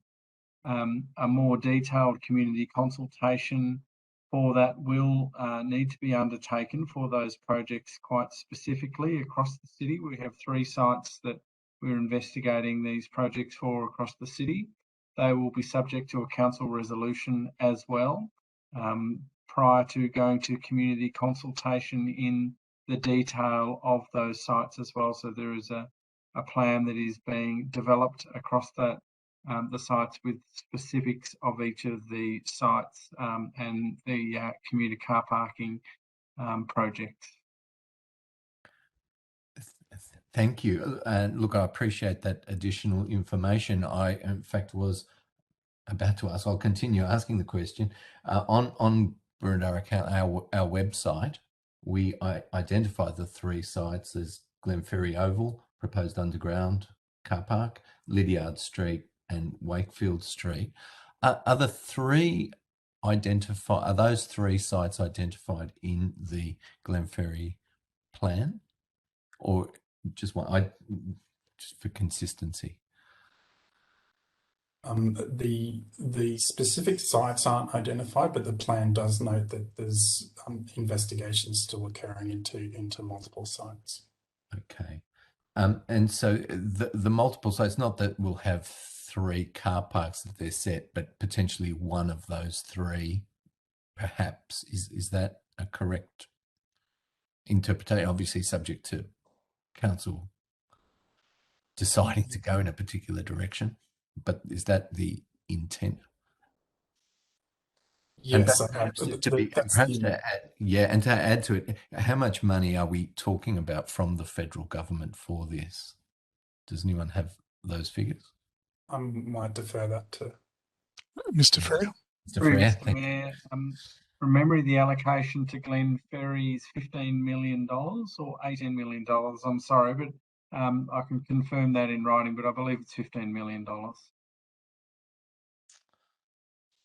Okay. And just to be my final question, just to be clear, so the consultation that will occur with the Glenferrie Place Management Plan is one for the overall plan, but then there would be further detailed specific consultation in relation to the car park per se. Yes, that is correct. And sorry, one last question. The funding for the project on Council's website, we talk about 750. I haven't got the figure in front of me. 750,000 for the preliminary assessment work. Is that part of the federal government funding, or is that coming out of our budget? Through Mr. Mayor, that money is from the federal government's allocation as the first release for preliminary investigation works. Thank you. Thank you, councillors. Are there any further questions? Otherwise, I'm going to move to Councillor Galt, who foreshadowed a motion. Councillor Galt. Thank you, Mayor. I'd like to move adoption of the officer's recommendations tonight. Thank you. And I'm in search of a seconder, Councillor Biggar. Thank you. To assist Councillor Galt, is there any opposition on this item? There appears none. Councillor Galt. Thank you. Look, a lot of work has gone into this plan and the officers have spent an immense amount of time. I've been delighted to be part of it. I would have liked it to have all to come out much earlier, but a lot of issues were raised, and Councillor Franco has mentioned one of them tonight, a car parking location. But through all of them, a lot of detailed work has been put in and a lot of the problems have been ironed out. So I'm now very comfortable, and I think we should be very comfortable in now putting this out for public comment. But jumping ahead to the need for it, in 2020 particularly, we saw very high vacancy rates in Glenferrie Road, as we did in many other strip shopping centres. We saw businesses closing.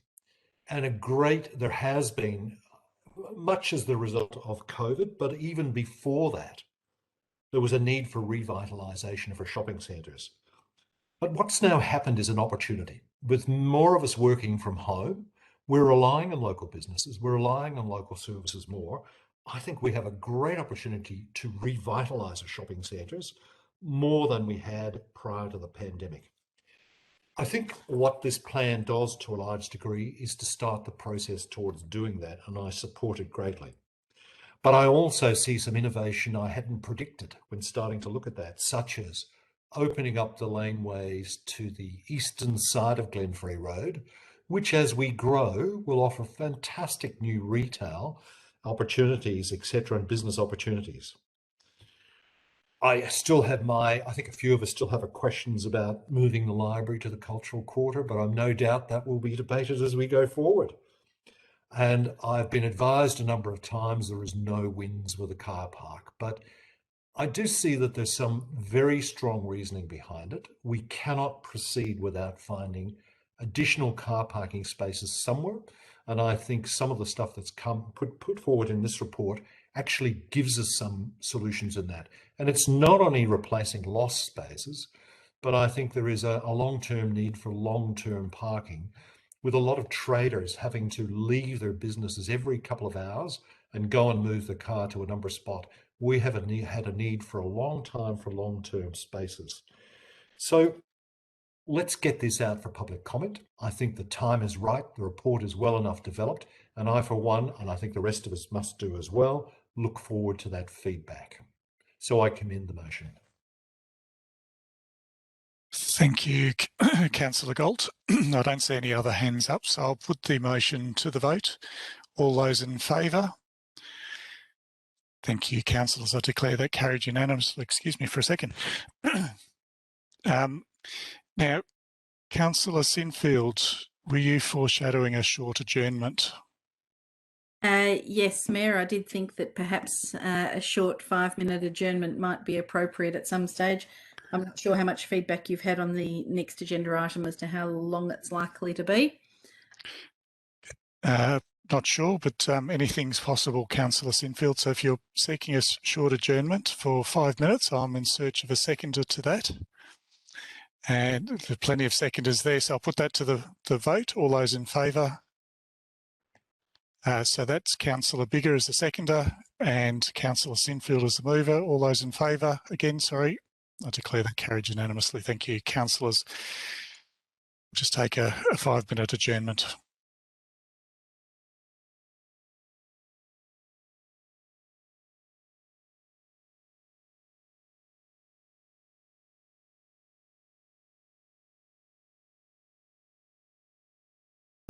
For allowing us to have that short adjournment. So, councillors, I'm in search of a motion to resume. Councillor Hollingsworth, seconded by Councillor Sinfield. I'll put that to the vote. I declare that carried. Thank you, councillors. Now, Councillor Watson has lost a little bit of internet connection there. We might see if our officers can contact her.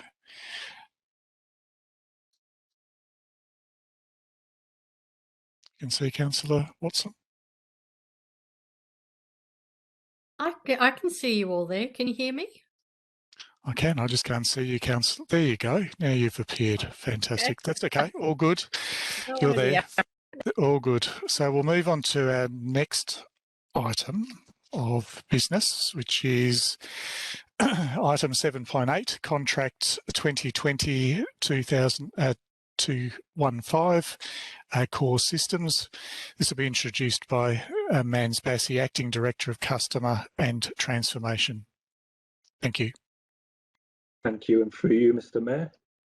Council's current core systems were implemented over 20 years ago, have several limitations and are not aligned to the ICT strategy adopted by Council in 2019. The current systems are highly customised, standalone, and do not easily integrate with each other. These limitations mean it's costly to upgrade the current systems and hinder our ability to effectively use information for service delivery and decision making. Our current customer relationship management also has similar challenges. At some point, these systems will need to be replaced and or upgraded. The core systems platform recommended in the report before you is to implement an integrated platform of systems, which include property and rates, asset management, finance, customer relationship management, and procurement.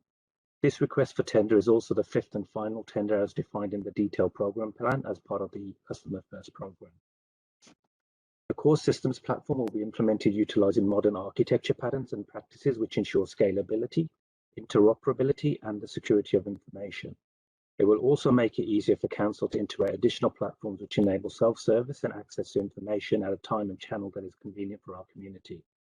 The core systems platform recommended in the report is a critical component of Council's technology and an investment that will likely be in use for the next 20 years. During the implementation of these systems, service reviews will be completed to ensure existing processes are optimized and, when required, redesigned to enable a faster response to community requests. The ability to automate alerts when service levels are approaching will also increase our ability to resolve customer inquiries and meet changing community expectations. Through you, Mr. Mayor, the officer's recommendation is that Council resolve to award the core systems contract to All About Expert Australia Pty Limited, to authorise the Acting Director Customer Transformation to sign and execute the contract agreement on behalf of Council, and to note the tendered cost of the 5 core systems platforms is consistent with the estimated cost reflected in Council's adopted 21-22 budget and foreshadowed budget amounts in future years. Through you, Mr. Mayor, I'll open for any questions. Thank you, Mr. Bassey. If we can just drop that down. Councillors, are there any questions of officers? Councillor Franco. Thank you. I note that this is intending to integrate some of the databases or the services. In particular, you mentioned the customer management database and the property and rates. What's the advantage of integration? Why pay this additional fee for that purpose? So, Councillor Franco, today we have services that we provide that touch multiple systems, and what happens today is that we create records in each system. So a case management request might come in and we put that in CRM. If it's to do with a permit, that would also go into property and rates, and then if there's a financial aspect to that, that sits within our finance systems. By having an integrated ERP type system like the one we're proposing, it means there will be one record created for across the multiple different systems, which drives efficiencies and ease of use for our customer support agents to find all the information related to a service request in one place. From a customer's point of view as well, we can integrate the website customer portal with this platform, which allows them to self-service. and allows them to access the information they require at the time that's same, whereas today they would have to call an officer to retrieve that information. Could you expand on the self-service? So in terms of permit applications, in terms of registrations for new items or services or renewal of services, can all be done by the customer portal in the future, integrating with a integrated ERP.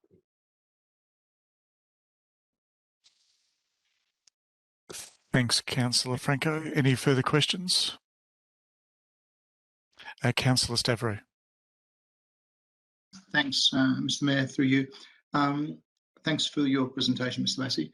The question that I'd like to ask is regarding the aspect crucial in our times of cybersecurity. With the change in the core systems that it's proposed in this tender, is it solving or improving our ability to be more able to address that critical issue going forward? Yeah, Councillor Stavrou, my experience and the fact that our systems are legacy tells me that we would need to do this to increase our security posture. I mentioned some of the systems are 20 plus years old, which means it's only a matter of time before vendors stop providing security patches and actually stop supporting the software that we have procured, which means it really exposes us to external threats. By having something more up to date, we catch up with the rest of the industry in terms of security patching, and it fits and integrates better with the investments we're making in our security portfolio tools as well. Thank you, Councillor Stavrou. Any further questions from councillors? There appears to be none, so councillors, I'm now in search of a motion. Councillor Addis. Sorry, Councillor Addis, your motion. The officer's recommendation as printed. Thanks, Mr. Mayor. Thank you. And I'm in search of a seconder. Councillor Gillies. Thank you. To assist Councillor Addis, councillors, is there any opposition on this item? There is some opposition. I'll move to you as the mover to speak to your motion, Councillor Addis. Thank you very much.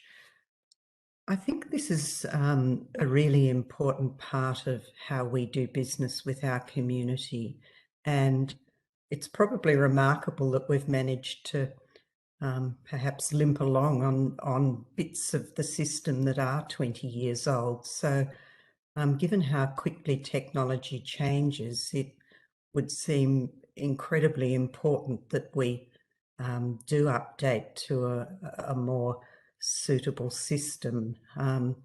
While I don't begin to understand the details of this, what I do understand is that our community has high expectations of the sort of services that council will offer. They do want to be able to interact with us in a digital way, and they want that to work efficiently, seamlessly. So to me, this is very much a part of us offering a whole range of services to our community in a way that allows them to interact easily and efficiently with us, and equally to allow our officers to, as easily and as efficiently as possible, work with our community to provide all the important services that council does provide. So I'm very much in favour of this and commend this motion to my colleagues.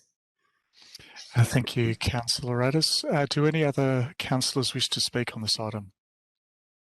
Councillor Franco and Councillor Stavrou, thank you. Councillor Franco.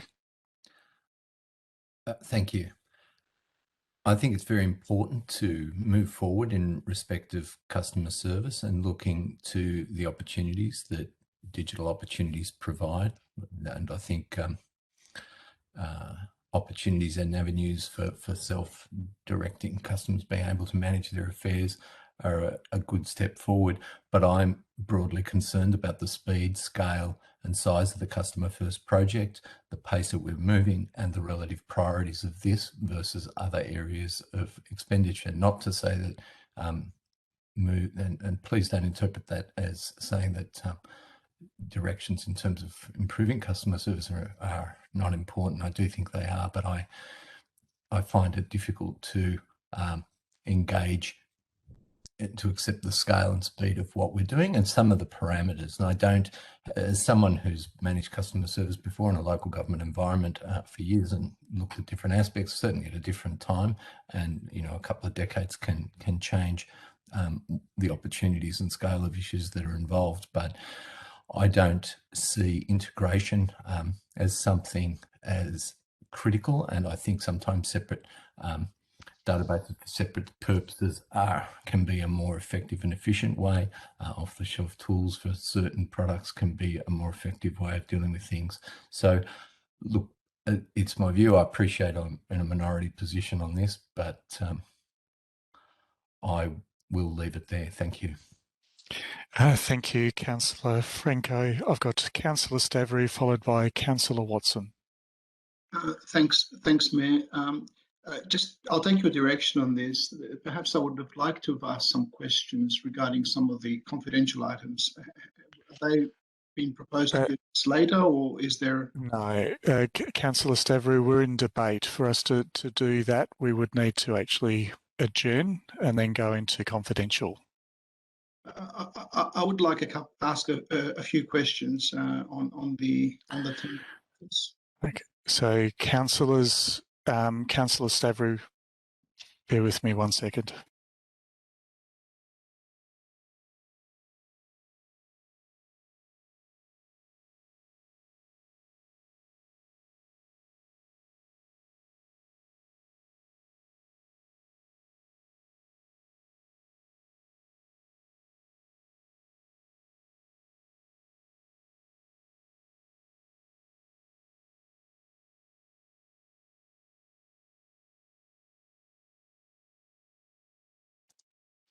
Sorry, Councillor Stavrou, I was just getting a little bit of advice. If you are asking questions of the confidential report appended to this report, question time is actually concluded. If you are using your debate time to actually reference sections that are confidential, then we'll need to close the meeting to the public. So we're in debate. We have a mover and a seconder. Sure. I think. Well, let me ask a question without So, Councillor Stavrou, sorry, we are in debate. So question time has concluded. Okay. So I'll leave it at that then. Thank you, Councillor Stavrou. Moving on to Councillor Watson. Thank you, Mayor. I fully support the integration of our database systems. I think that having them talk to each other and having one source of truth is actually really, really important and brings not only greater efficiencies to the organisation, but it brings with it more possibilities. I disagree with Councillor Franco's observation that we are moving too fast on this. I think upgrading a system that has been serving us for 20 years is hardly moving fast. And this investment will serve us for many, many years to come. So I thank the officers for the work they've done. I fully support the transformation program and fully support this motion in front of us tonight. Thank you. Thank you, Councillor Watson. Are there any other speakers? Councillor Gillies. Thank you, Mr. Mayor. Just to add, having been involved at one point with an organisation who, in all fairness, probably left it a bit too late to look at upgrading and integrating their systems and regretted it because it gets harder and harder to deal with the longer you leave it. And I don't believe this is being rushed. I believe this has actually been planned and well thought through for some time. And I thank Mr. Bassey for his time in addressing my questions this afternoon. Thank you, Mr. Mayor. Thank you, Councillor Gillies. Are there any other speakers on this before I return to the mover? There appears to be none, so I'll return to Councillor Addis as the mover of the motion. Thanks very much, Mr. Mayor. I think the main thing I'd like to say is thank you to all the officers for the hard work. It's been a long and interesting and complex project, and I feel very confident that we're in good hands with the people who are doing this work for us. And yes, I think we often have lots of questions. It is a complex thing, not something that many of us have a great deal of expertise in, but it's always felt very comforting to me that if I am unsure, there are people who I can ring who will talk me through and help me understanding it. So help me to understand it. So again, it's a really important project. It's for our community to allow us to work better with our community. Thanks very much. Thank you, Councillor Addis. I'll now put that motion to the vote. All those in favour? And those against? I declare that motion carried. Thank you, councillors.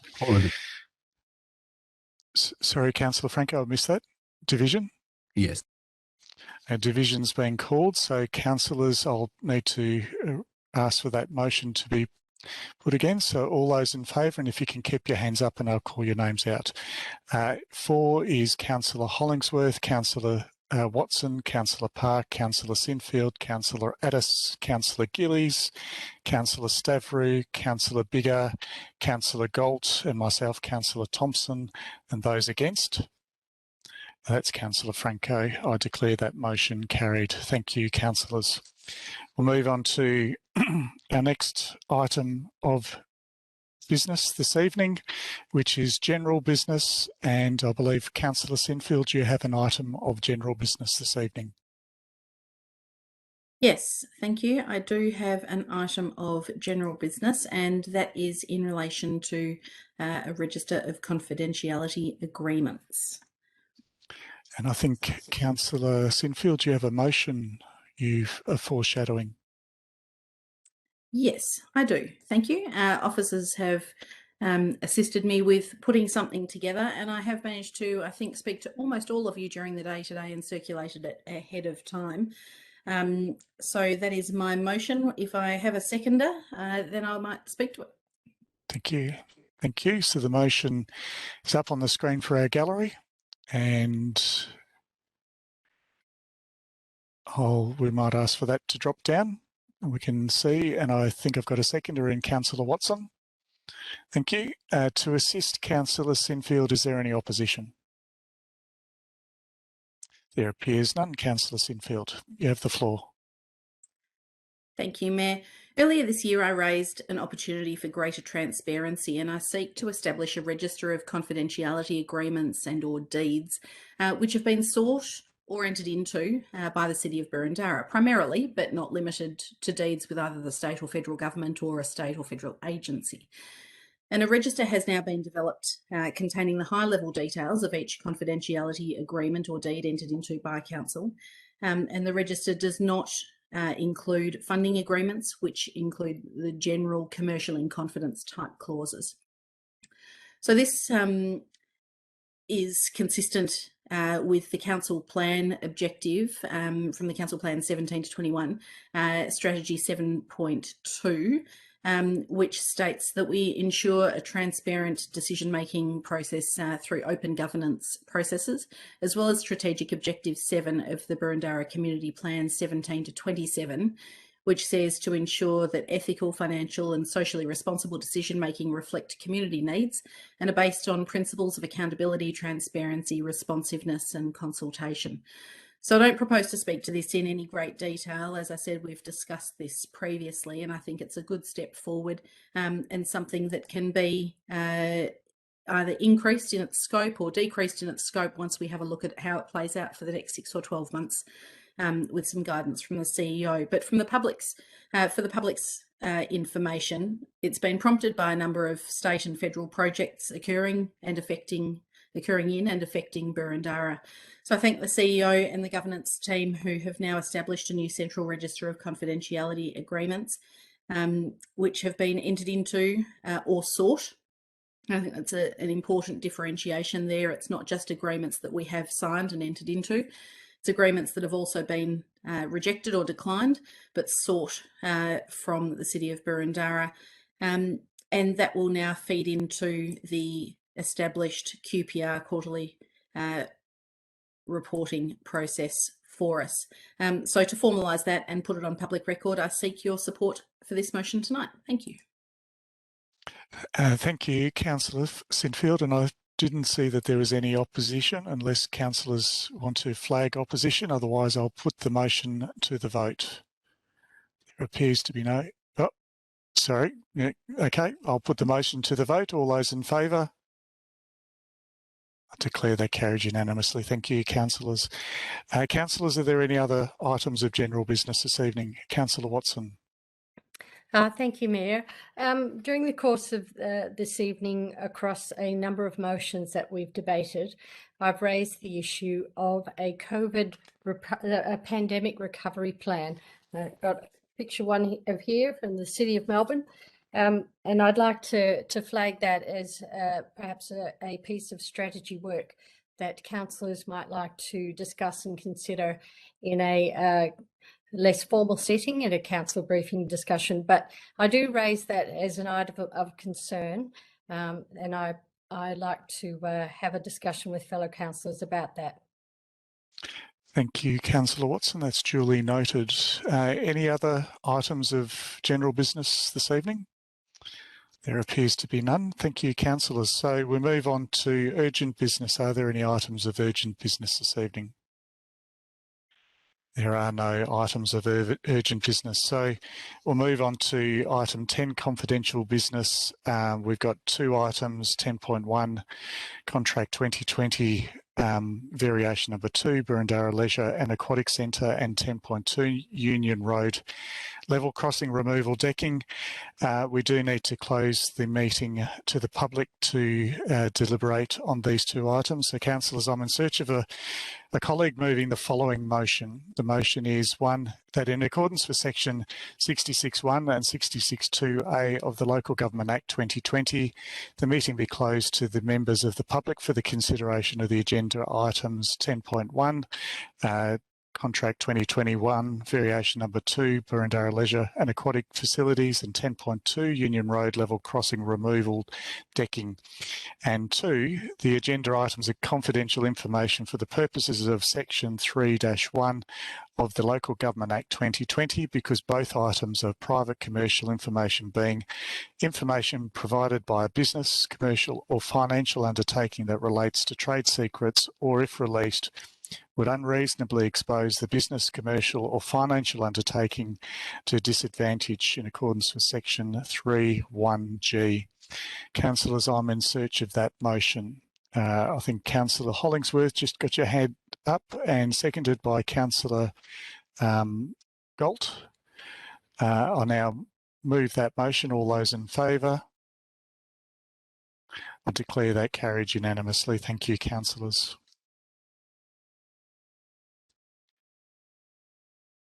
So we'll be closing the meeting to public.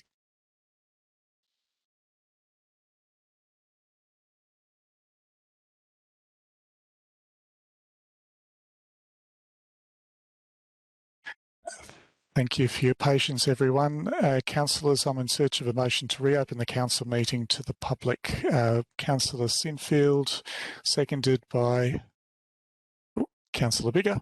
All those in favour? Declare that carried unanimously. Thank you, councillors. To the members of our community watching tonight, welcome back to the live streaming of the council meeting. This is the end of our council business for this evening. Before I close the meeting, I want to thank you all for who've joined us, and I wish you and your family good health. Stay safe. I declare the council meeting closed